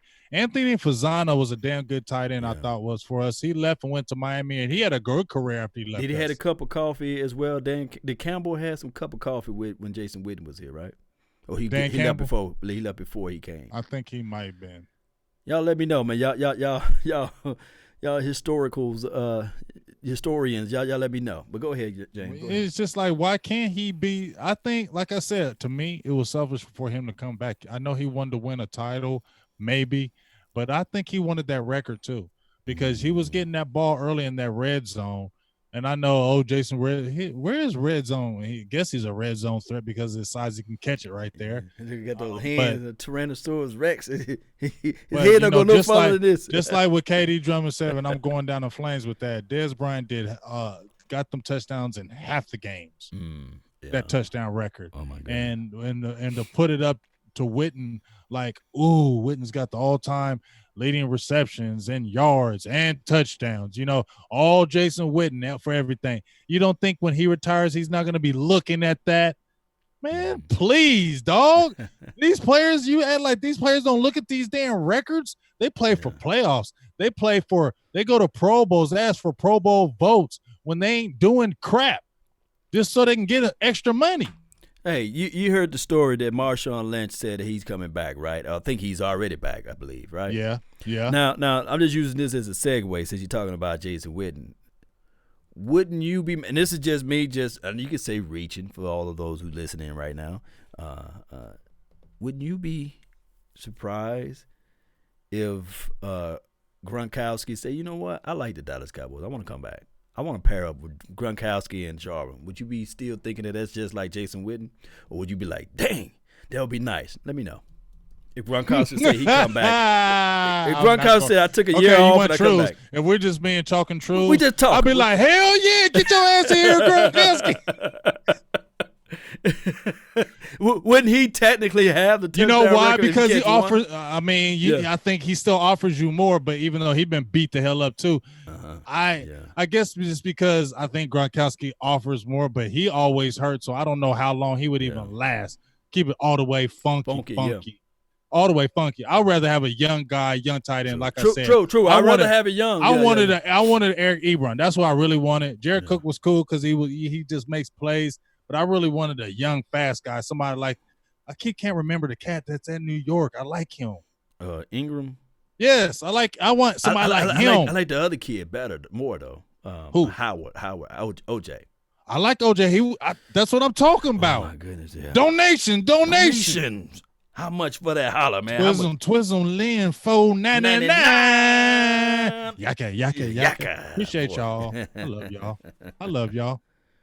I do. Yes, and not just because y'all do this, but just because y'all still in the feed talking with us and we kicking it. It's like the late night hype tonight. We kicking it.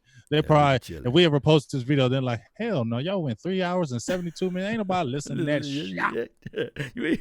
We try to open up Christmas presents, baby. Right. We go to bed. Go to bed. Drink your eggnog. Take a shot from the law. Right, that's what I'm saying. Take a shot. Did you drink some hen today?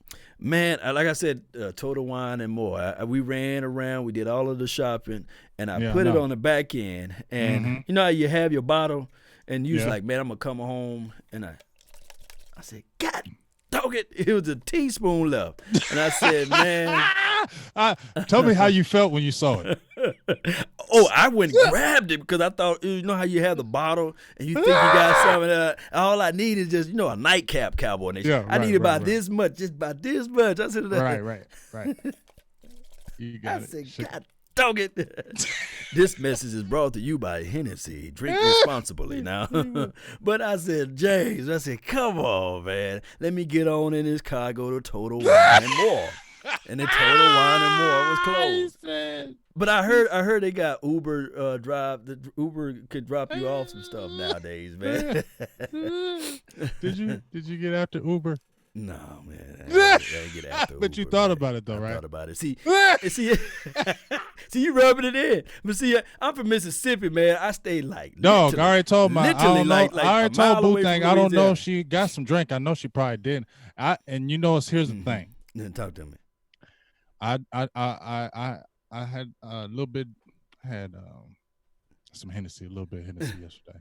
So I said, you know what? It's tomorrow. I drove by the spot, and I wasn't thinking about it, but it's Christmas Eve because ain't no snow out here. So I was thinking, man, should I get some? Nah, I'm be good.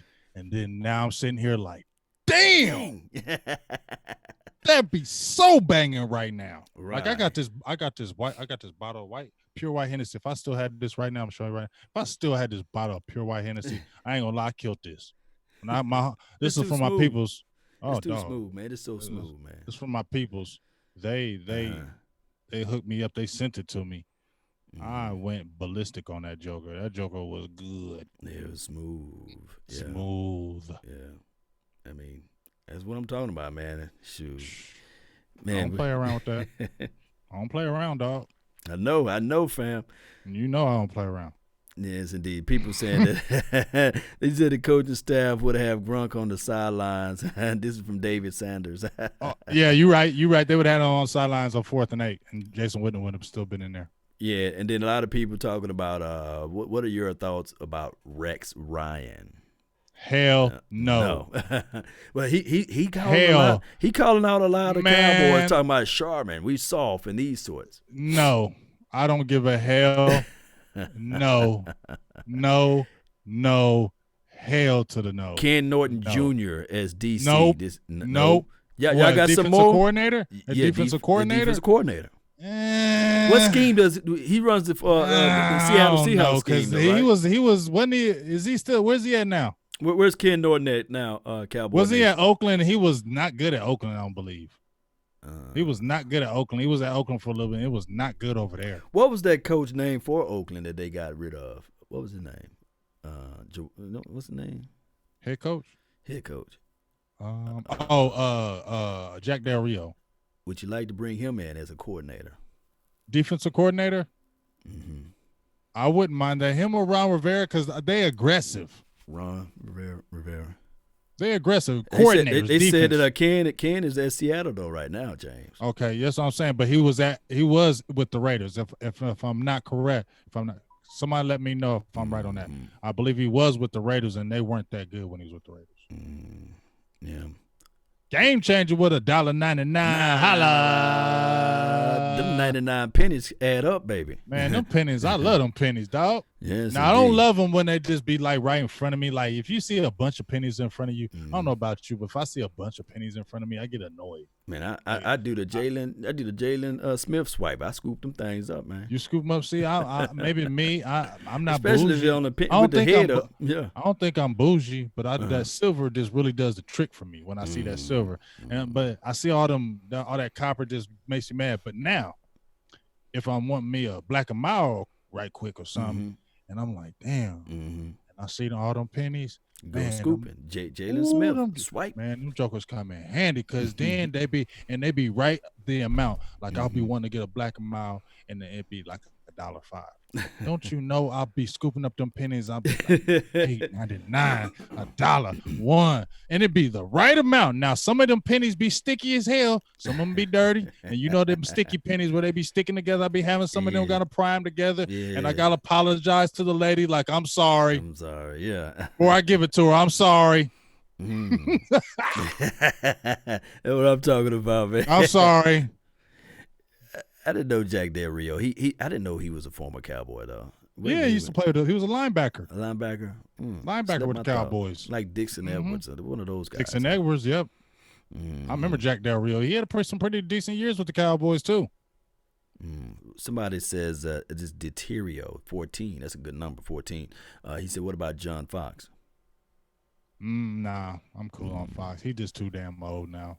Yeah, he been everywhere. I feel like he's so damn recycled. Hey, another $1.99. Holla from Game Changer. He's changing the game for real tonight. Coming through with the clutch, man. He's the first sponsor for the 2 hour holla. I mean, for real. Like, shout out to the 2 hour holla. You know, man, Game Changer for real. But hell no, I don't want no damn John Fox. He been recycled through the league more than. Wade Phillips, huh? Dog, I don't want him. Yeah, right. Wade goes everywhere. He goes everywhere. He go everywhere. Sometimes I don't like that. Like when you get a guy like that when he's been through like 5 teams in like 5 years. I don't be liking that though. I know Wade is a beast, but sometimes that gets old, and I do be wanting somebody fresh. Now that the head guy with the Cowboys, but somebody like that. Somebody asked, "What about Herm Edwards?" I feel like he's been out too long. And I can't stand him when he played with the Eagles and these sort of things. I can't stand Herman Edwards with the Eagles. Ugh. Yeah. You know who else I couldn't stand? You want me to tell you who I couldn't stand with the Eagles back in the day? Who's that?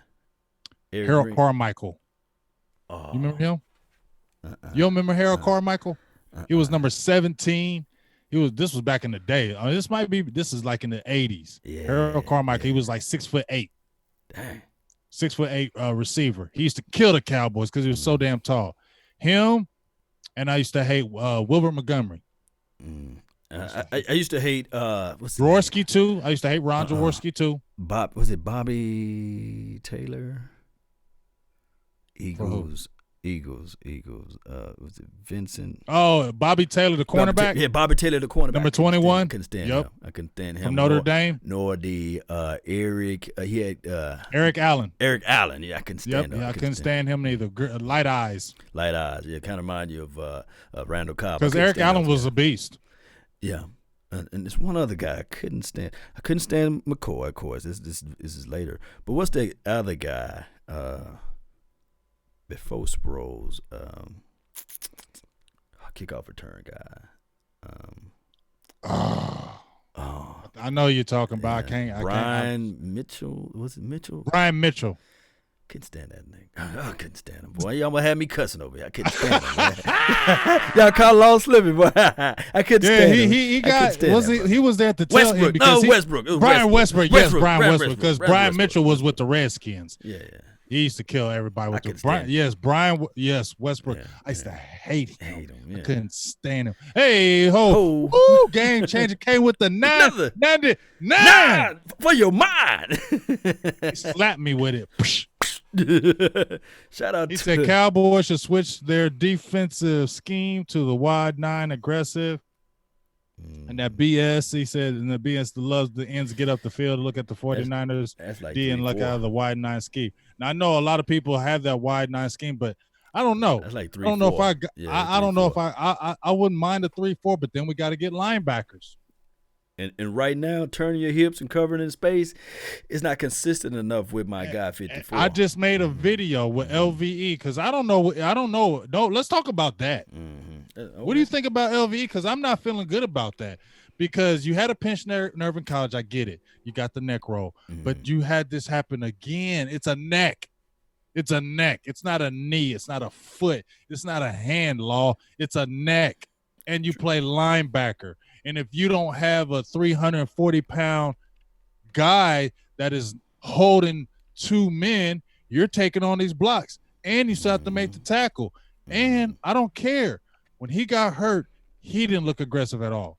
My thing is with LVE, outside of Peyton Manning, and I want people because y'all historians. He plays quarterback though. Outside of Peyton Manning and DeMarcus Ware, not Lawrence, DeMarcus Ware, who do you know came back from a neck injury and played, especially on defense? On defense, you the one that's hitting.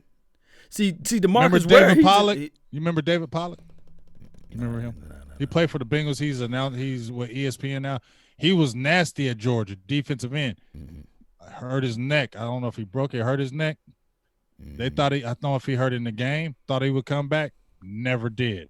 You're hitting people. Yeah.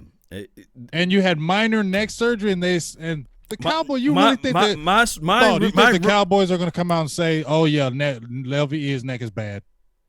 No, they ain't gonna say it. They ain't gonna say that. You just say it with Amari Cooper. I said the exact same thing. And my sources, and I'm not gonna be like, "Hey, sources said." I'm not gonna do Chris Broussard. Remember that guy? Right, Him right. And his sources. But I'm not gonna sully and denigrate that person. I'm not gonna sully and denigrate the Dallas Cowboys. But however, the fact of the matter is, when you have neck surgery, I want people to just pay attention to the details. They said minor neck surgery. Let me ask you this, Big Game James. Where's it ever minor neck surgery? Where's it ever minor when you're getting something work on your neck? That's a lot because guess what? They said he has what the hell they call it? Spinal stenosis, I believe. They said he has spinal stenosis. So I looked up I looked it up, right? Guess what it says? It gives you 10 symptoms for that stenosis. Okay? One of the symptoms is, but before it says anything, it says if you have stenosis, it's major surgery. That's what it says in the definition. If you have stenosis, that it's major surgery. That's what you have to get major surgery with. You have stenosis. The Cowboys are going to say it's a minor because if they say major neck surgery, red flags, everybody in Cowboy land is going to go crazy. Right. So if they're hiding, we think that injury with Amari Cooper, ain't no way in hell they're going to come out and say, hey, LVE, the linebacker that we said we gave him a clean bill of health. We drafted him a high, and we went over everybody else and gave him a clean bill of health. In less than 3 years, his neck is hurting. No, they're gonna ride that to the end. And I made a video today, and I said y'all better not get caught up and thinking his neck is okay, and y'all know it may not be. I don't know. And then you don't draft a linebacker. You get a Sean Lee. Oh, we don't know about him. Joe Thomas is in his contract too. You don't know what you have in Chris Covington. He's just been on the roster, another 4th-round pick who's just lollygagging in air. You got Luke Gifford, who you like, but he's showing he's injury prone. He's the same injuries in college. Already ready. Yeah. So where's your linebackers? They're going to have to draft the linebacker. And it better not be game changer again. Whoa. $4.99. Holla for you. You a beast. You a beast. He is the sponsor for this hour. You the sponsor of the night. He's one. You're the sponsor of the night. I'm going to make sure I tag you on my page tomorrow. You got to screenshot that and put him out. I'm going to have to screenshot you. Game changer. You a game changer for real. He changing the Shout outs to you, dog. Salutes to you. Big game changer. That's what. Yes, indeed. You're right, big game, James. You're right. Those neck and was it cyanosis? Even just hearing the word cyanosis. And you're playing linebacker, and you could see his play dip because he didn't want to hit somebody. He's a young kid. You don't think? We actually think these players are robots. Dog, let me tell you something. You got a neck injury and you already had it happen to you. You have it again. You're going to get out on that field. I've played with a bad ankle, and I'm like, favorite. You've tore up your knee. They don't automatically. Michael Gallup had a knee injury this year, and you could see he was still a little worried about it when he first came back. And you're playing with a neck injury, and you're a linebacker. Dog. Come on, dog. My daughter. Come on, dog. My daughter, about 4 weeks ago, had to go to the hospital. Children's Hospital. It's about 4.5 weeks ago, maybe 5. And the Children's Hospital, for anybody that knows that stay in the Dallas area, was flooded, like with tons of kids there, because it was pneumonia season, right? They had nowhere for me to sleep. I had to sleep awkwardly in a chair, and I'm telling you, man, my neck felt like it was folded up like a wallet. It was just like all down my back. You see what I'm saying? I'm telling you, I had to take so much leave, Tylenol, till I said I can't take this stuff no more. You know what I mean? So I had to go to a specialist, a chiro. When I'm telling you that, when that lady, first I asked my wife, can she step on my back, to see if she can get it out, but she couldn't. I had to go to the chiro, and I'm telling you that chiro popped that thing back in straight in order. But at the end of the day, that's just me sleeping on the couch. I ain't even playing no football. You ain't playing. Yeah, so you ain't going to tell me, before we finish off that game changer, because he donated, let me get what he says. Oh, yeah, he's sponsored. Says, do you think Leonard is better than Jay Smith, or does it have to do with more of the scheme they're in? He's talking about Darius Leonard. I don't know. Darius Leonard is a monster, but he does. I think he's a little better because I think Jalen still favors that knee just a little bit, and I think that gives him the edge. Darius Leonard. I like Leonard when he came out of college. Actually, I did a Coach J film day video on him. Oh, no. Let me tell you who you really like. Well, shout out to Danny G for the $1 and 1 penny holler. But $1 and 1 penny holler. Preacher, I tell you who you really like. You know who I like. Fred Warner. Remember him? From BYU. BYU. You did that film breakdown. I did a Coach J film day on him. I wanted him. Breakdown. Yes, indeed. Yes, indeed. Coach J know a little bit. I'm going to have to get back to Coach J film day. Y'all just Google Fred Warner, Coach J, and you'll see Coach J film day. Film day. And hey, you know who else is nice in the NFL? I wanted your boy that plays for the Jaguars. Receiver. From LSU? Yes. DJ Chark. DJ Chark. Yeah, okay. I had to look he was nice. Film. I wanted him. I wanted him and Gallup. Game Changer came over here and made some donation to help grow the nation. He's the sponsor of the night. He's the sponsor of the night, Law. He said, here you go, Law. Really appreciate you. Really appreciate you, Game Changer, man. Really appreciate it.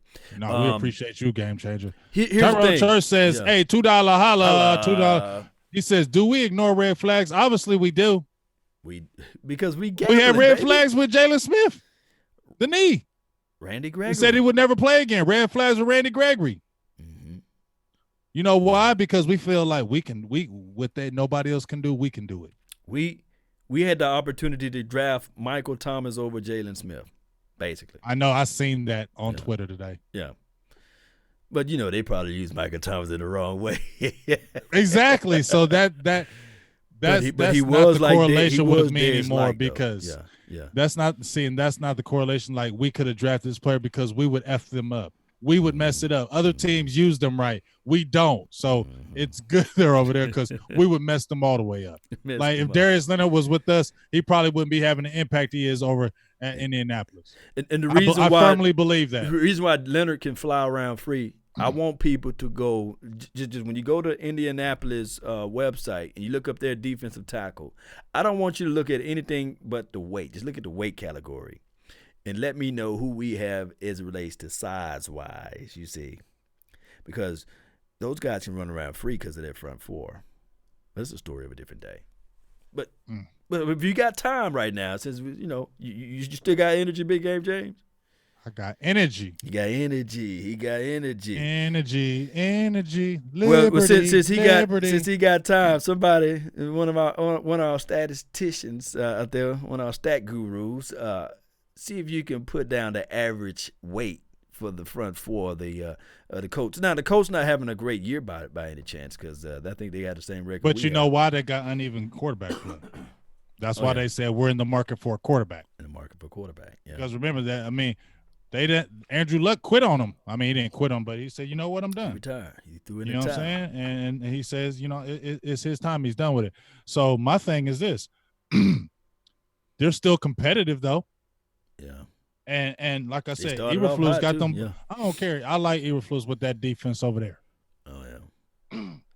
Hey ho! Another $2 holla for Mr. Tyrone Church. He trying to get up there with you, Game Changer. He's trying to catch up. Why don't we play our playmakers such as Jay Lou now? That's what I'm saying. It's too many voices. But that's Chris Richard. Oh, he's somebody that we, he's special. Jay Lou, he's special. But you're still playing Anthony Brown. You bench Cheeto and make him the scapegoat, but Xavier Woods been taking bad angles all game. Oh my goodness. And he's the one that was crying and said, hey, I feel disrespected when I feel disrespected because I'm Earl Thomas.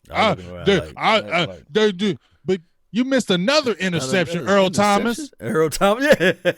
You missed another one Sunday, and I wrote articles about you. Oh my goodness. Then I backed you again and said, yeah, he about to show up and show out. I said you was gonna be our breakout player this year. I think. Did I say it was him or Gil Brandt said the same thing. So when you make him when you turn him into a liar, it's a lot of stuff going on. It's a lot of stuff, dog. Because you know what? But like I said, he had warts in college. Try to be a big hitter, don't wrap up. That's what he does in the NFL. Mm-hmm. But he was caught the ball in the NFL. But you know what? That's lack of concentration, and guess what? That falls back on. Yeah. Jesse Holly said it. He said they don't quit on him on Sunday. They quit on him during the week. I got to listen preparation. to Jesse I agree with that. I'm sorry. Yeah. I love Jesse. Some people say he's disgruntled, whatever. Oh, shut the hell up. What do you got to be disgruntled for? Mm-hmm. When I hear people say that, what kind of acts do they have to grind for what? You don't even mess with a Jason Garrett no more. What did you have to say to have any impact on Jason Garrett? Nothing. So there's no reason for him to be disgruntled when you tell him the truth. And it is true. You come in and make mistakes on Sundays because you're not mentally in the preparation during the week. That's why you drop passes. That's why you jump off sides 6 or 7 times already, Michael Bennett. That's why you drop big passes, because during the week, you're not all the way dialed in. So if you're not dialed in all the way during the week, you're going to have these mistakes on Sunday. That's what happens. I've coached it. I've seen it. I've seen my teams not be dialed in. I've seen my kids play around in practice, and then we play in the game. We get our butts kicked, or we lose a game we shouldn't have lost. I'll be pissed off because I'll be telling them, don't take this team lightly, y'all. Don't be playing around. Oh, we got to Coach Jay. We got to Coach Jay. And the next thing you know, I'll be looking at them when they come off the sideline, and I'm like, see, I told you. And they just be looking at it. They don't even look at me. You know what I'm saying, Law? They would look at they be looking the other direction, because I'll be like, oh, what about it? I thought you was all together. No, what I told you. Preparation all the time. Shout out to Paul Mills, man, for making a donation to help grow the nation. Shout out to holla. $5 holla, and Tyrone Church comes back with another $2 holla. They in competition. He said, I'm getting it. They in competition. Bring it. Where you at, Game Changer? Bring it. They gonna have us at the Star in Frisco. He says all DBs look for the hit and not the ball. Yeah, I don't even know what Cheeto be looking at. He's disappointed. He's a second-round pick. Yeah, he just can't buy a turnover. And you know what? I think it's that number. He didn't get a lot of turnovers. I think in the college, last time, was the last great to wear 24. What playmakers do we get though that have been in the secondary? We allergic to that, man. When's the last corner playmaker we had? The last, I can tell you the last person that had more than 3 interceptions. Terrence Newman had 4 1 year. And my guy Ken Hamlin, he had 5. He had 5. The last corner that went nuts was Anthony Henry. He had like, what do you have? I thought he had like 7 or 8, didn't? Because I know Anthony Henry came over and had a really good year with us. We will make a statue in his name right now if we can get somebody to get 7 interceptions. So I think that was the last big. And Anthony Henry wasn't that good though. I don't care what anybody. He was okay. He got that big contract from Cleveland because remember he had like 10 or 11 interceptions at Cleveland one year. I like Mike Jenkins. Oh yeah. I was so pissed he never developed. He was always hurt with us. Because remember him and Skandrick was always battling. I like Mike Jenkins. I thought he had ability. He had a hit. Yeah, Mike Jenkins. Yeah, when he went to Raiderland, Yeah, Mike, that's what it is. Tyrone Church, $2 holla. Yeah, Mike Jenkins. Yeah, holla. Mike Jenkins. That's what I like. Mike Jenkins. Brandon Carr. Man, no. Now the reason why I think he had like 3 or 4 interceptions with the Ravens, and I know a lot of people gonna look at it like, see, I told you. No. I'm sorry. He's solid, but no, can't give you that. I think Brandon Carr still. No. I think that what happened to us was it 2013 that just kind of gave us like this impression, and it ripped apart their psyche was when we went up against Megatron. You remember that? Yeah. Oh, he had that career day. He had that career day on when he killed Brandon Carr that day. Oh, and he killed Jeff Heath, man. I was like, Jeff Heath caught him though. He tackled him right at the 1 yard line. But that no. Here's what it was. It was Adrian Peterson that took the soul away from Jeff Heath. Oh, when he ran through him in the middle in that Vikings game in Dallas. Look at my face. It just looked. Yeah, I kind of look ugly as I can. That's how it looked. That's how. Oh my goodness, we love Jeff Heath. Yeah. I don't hate on Jeff Heath. He'll lay the wood on you. He plays hard, but he's average. Yeah, that's all I'm saying. I don't mind keeping a Jeff Heath, but let's bring him off the bench. Let's get somebody who's better. Not saying he's a scrub. People think, you want to say Jeff Heath. I never said Jeff Heath was a scrub, but he's average. There's other players that are better than him. Starting right now the draft. I got a gem for you, man. I got a gem for you, man. Advanced Scout 706 is Pete Hunter. Oh, Pete Hunter. I remember him, small school. He either went to like Hampton. He was one of them black colleges, I believe. Pete Hunter was like 6'2", small school. I think he went to a black college school. Pete Hunter, I remember. Do y'all remember the Matt? What was his Matt number? Jones? 47. I don't know. Oh, do you remember the safety that they were all pumping up that couldn't stay healthy? Matt Jones, that's what they're talking about. And is that Matt Jones? Yeah. Who? Was it Matt Jones? Are you sure it was Matt Jones? I think it was Matt Jones. It could have been him. I remember Alan Ball. I remember Alan Ball. He's still been playing. For real? Who he played for? Us? I don't know who. Duke Thomas still played, but Duke Thomas, right? He's just on the bench, right? Yeah, but Alan Ball still has been playing. He came out of Ball State, I believe. Yeah, they said 47. Ryan 47. Neal, number. Pete Hunter. Yep. But no, who was the safety that we got that? Matt Johnson, not Matt Jones, Matt Johnson. Oh, okay. Matt Johnson, okay. That's who they were pumping up because he came from a small school that had all those interceptions. He looked good, but he always got hamstrings. hurt. You remember we had those slews of hamstrings. I wrote hamstrings. He actually got healthy one game and played good in this Raiders game, and I'll never forget. He was playing good, and he ran and made a tackle out of bounds, and he messed up his ankle, and that was it. It was over with. Oh, my God. Shout out to you. I told you, Hampton. Yeah. Yeah. I told you, dog. Hampton. Yeah. Hampton. Boy, you got the historical I know data. my Cowboys now. Yes, indeed. They said, Bobby Carpenter was the biggest scrub. And, I mean, he came from a school out here where I'm at. Like, he was on his school he went to is only, like, literally maybe. But put it like this. Who would have a better career, Bobby Carpenter or LVE at this point? LVE at this point because Bobby Carpenter never started. Hey, those 2 touchdowns he got from pick 6. That was a gift. Hey, $2 holla from Mr. Tyrone Church. He said, I ain't going out like that. That boy swinging, boy. Jay Lou and Donovan Wilson are our playmakers. Yeah, I said Xavier Woods because you had 14 interceptions in college, but you ain't doing nothing now. You're dropping the ball, dog. I don't know whether, but like I said, that's like a concentration. That's like a preparation during the week, mental preparation. It's not just physical, it's mental preparation because let's remember, Law, they aren't physical in practices like they used to be. They don't hit and pass like they used to anymore. So you have to be mentally prepared. And if your mind is not in the game, you will drop passes like that. Not even saying you're talented, but if you drop passes like that, it's because you're not mentally prepared. That's what it is. And so that's what it falls on coaches as well. I mean, that's just the truth. You speaking nothing but the truth. Let me go back to this point before we move on to this other topic. But shout out to Stephen Arthur and shout out to Ken D. Davis, man, that's on my and KG Geist and Gist. I think. What's up, KG? KG. He hit me up. I know he like, you ain't hit me up, dog. I'm sorry. Yes, indeed. And Mike Robinson. Before I get to this point, though. And this is me being truth and honest with you all. I don't have nothing to gain from this. And this is not me. I hate to be first with the news or what have you.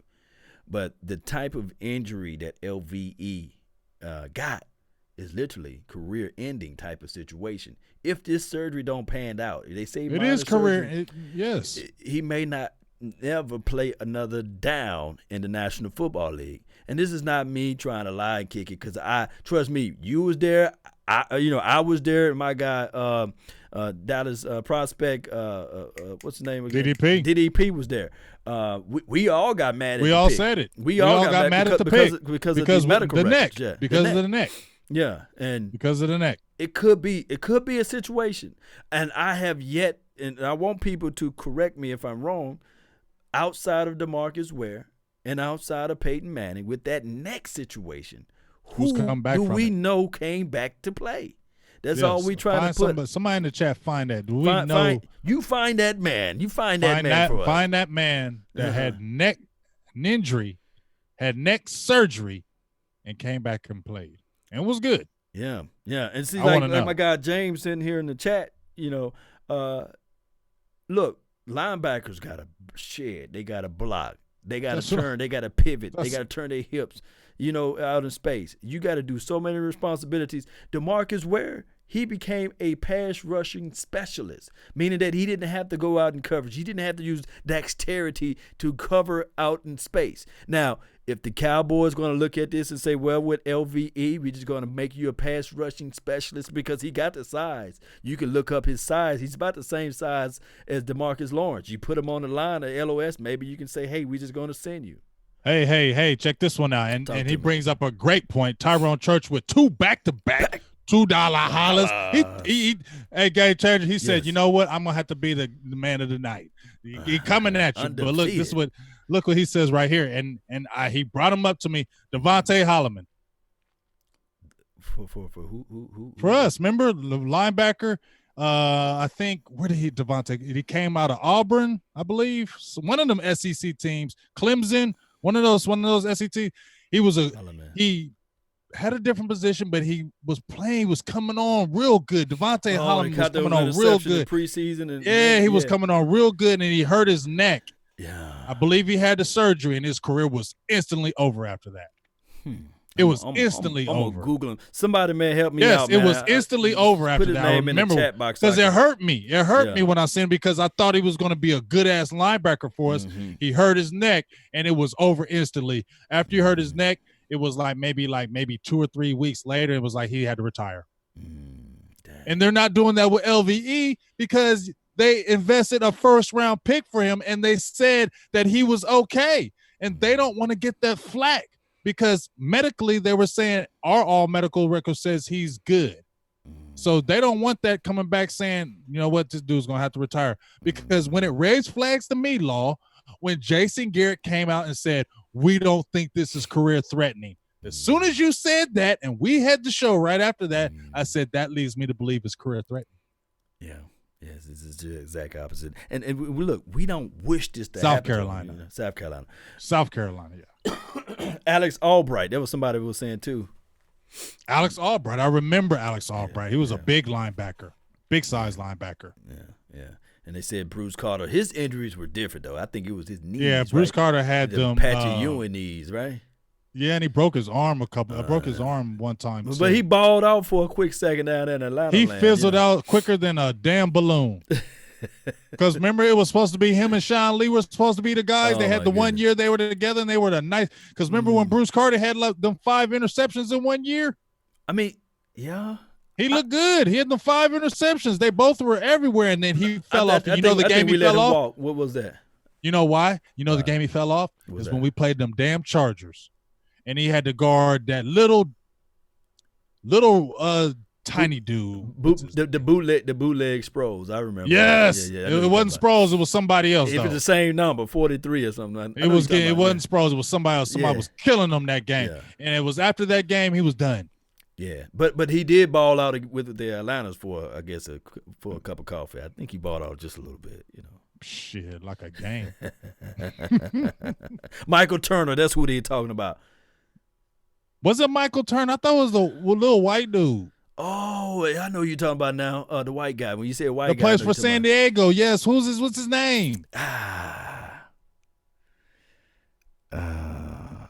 Y'all put his name down in the box, man, because he was bad. He was a good guy too. Yeah, he nice. Nice. Doesn't he still play for him?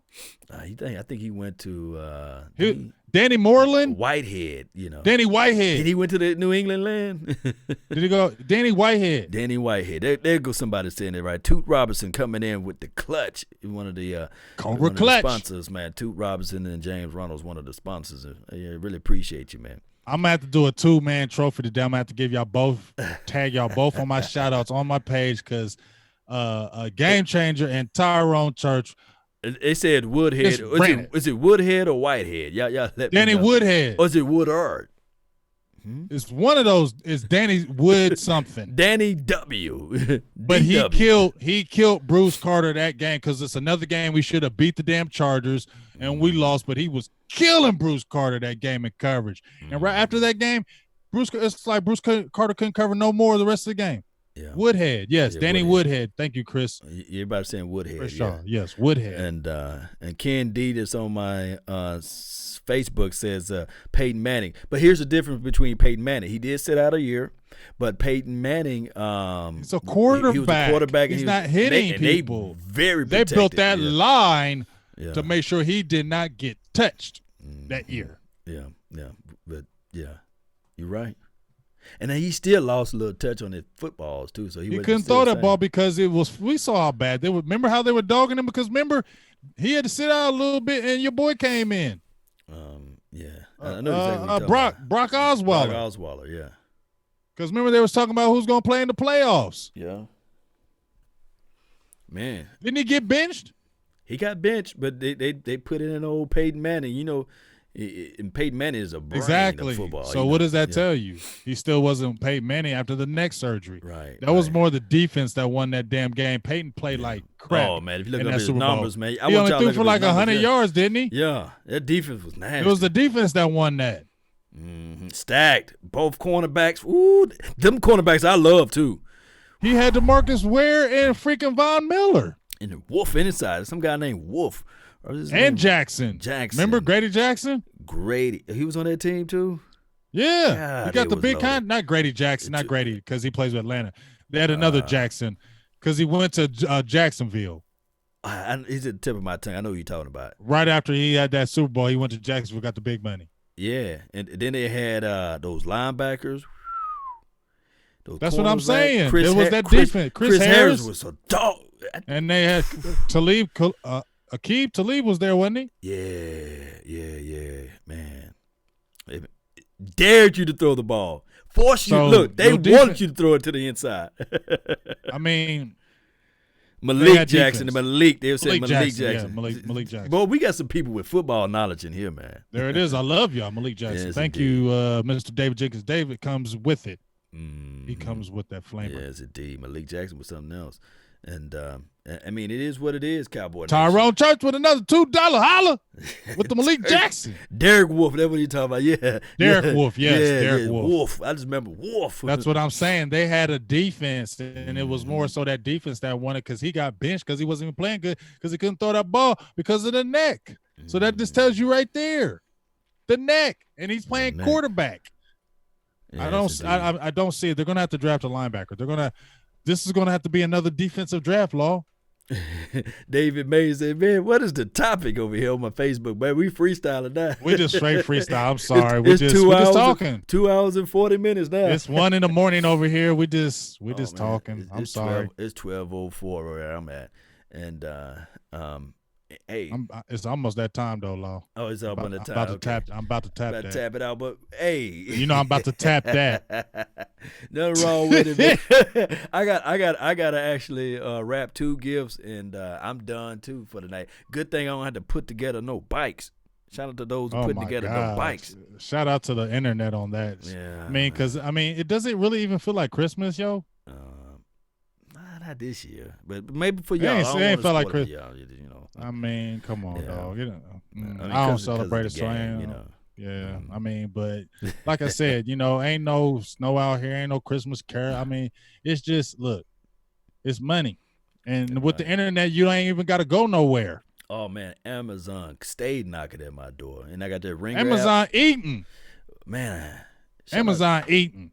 Shout out to the Amazon founder. Shout out to him. Shout out to Tyrone again. He said we need a big body defensive lineman with the $2 holla. I think he took it personal when it was $1.99 and he came with the $2 holla. Yeah, that's what I'm talking about, man. Man, I love y'all. I mean, he gave y'all motivation for the nation. Jeff Benzo. Y'all are a beast. Yes, indeed. All right, let me go ahead and play this outro music. But Cowboy Nation. We love y'all. Great time today. I don't like y'all at all. I love y'all, man. This was awesome today. You know what? We're gonna take some energy shots one day, James, and we're gonna do like a marathon. You already ready? Are we doing a watch party Sunday? Because remember you said we was undefeated with me, and then I lost.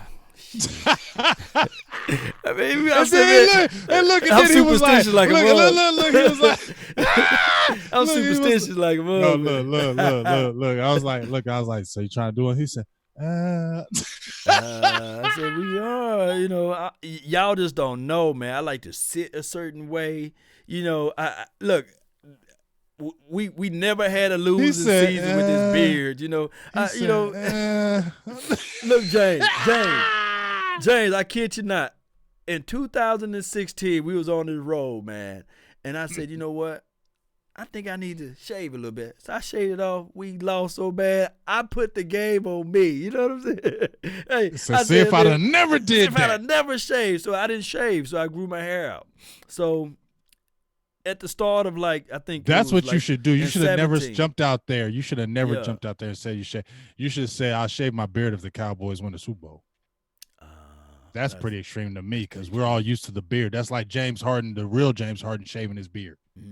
But see the power of the beard, though. It just feels to me right now, big game, James. That would look so different if you shaved that.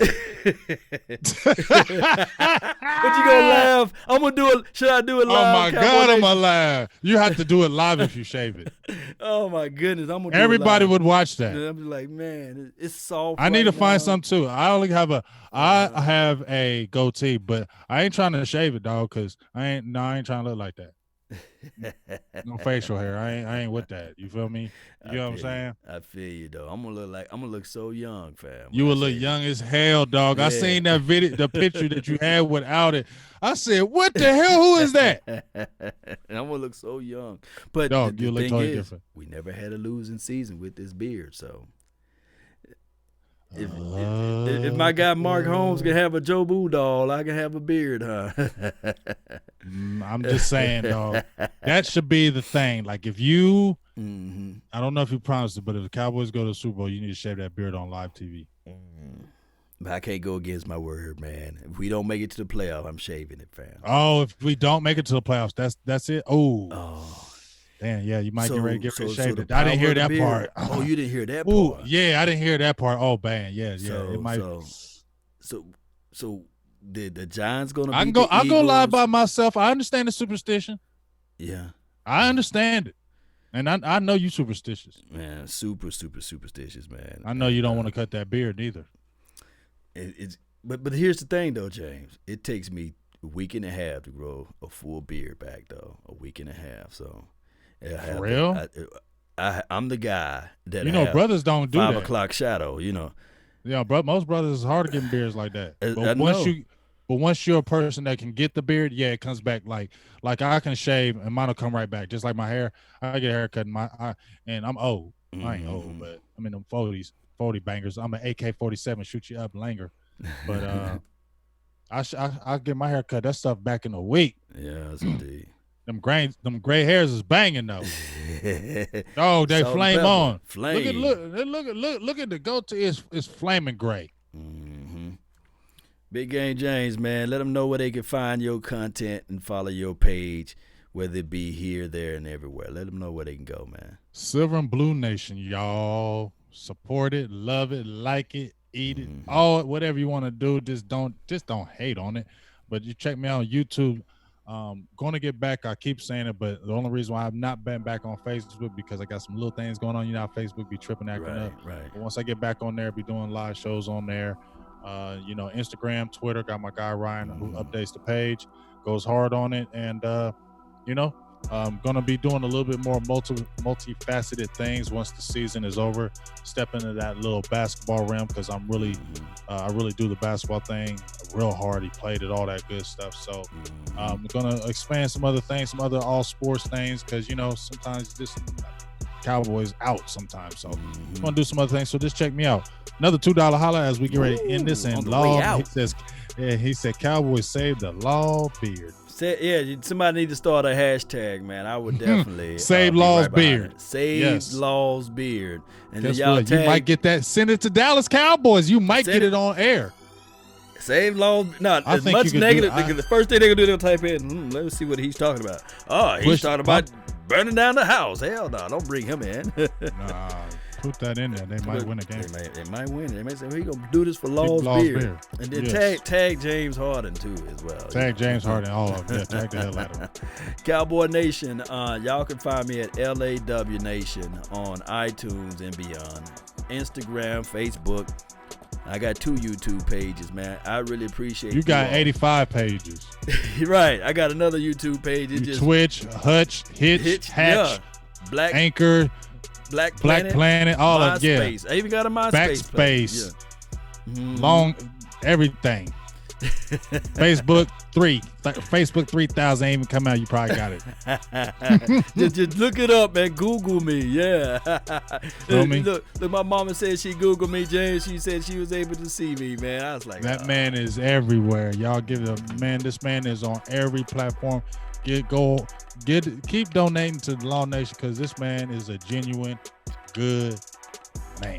I really appreciate it. Hey, talk some basketball with you too. We can start that. Hey, we can talk basketball any day, all day. I ain't bragging. I mean, you know what? I'm nice on that football field. I don't give a hell nobody say. I mean, y'all gotta check me out. You see me on that football field. I'm nice, cornerback, receiver, nice. Still got speed at 47 years old. Yeah. I ran a 4.6 at 44. Hey, 4.65 at 44.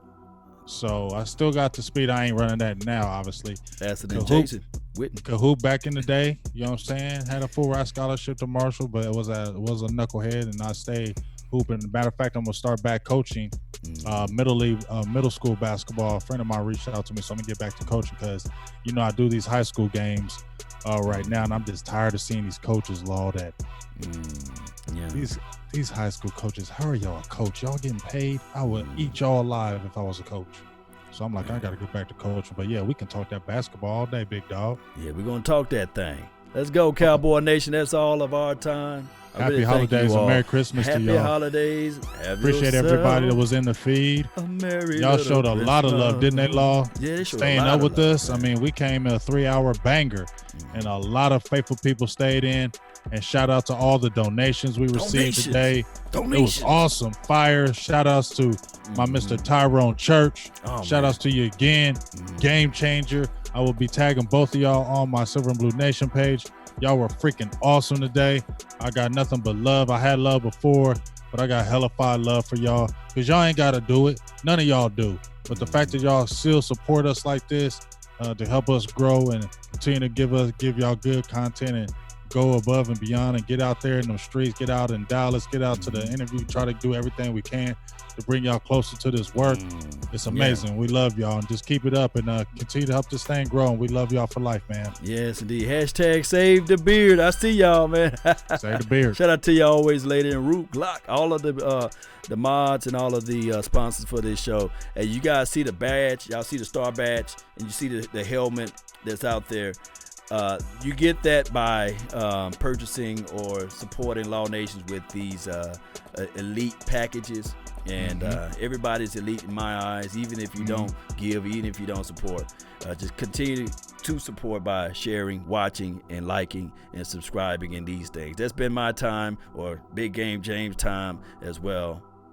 I really thank you all. And remember, you all are listening in to nothing but the best. Let's go.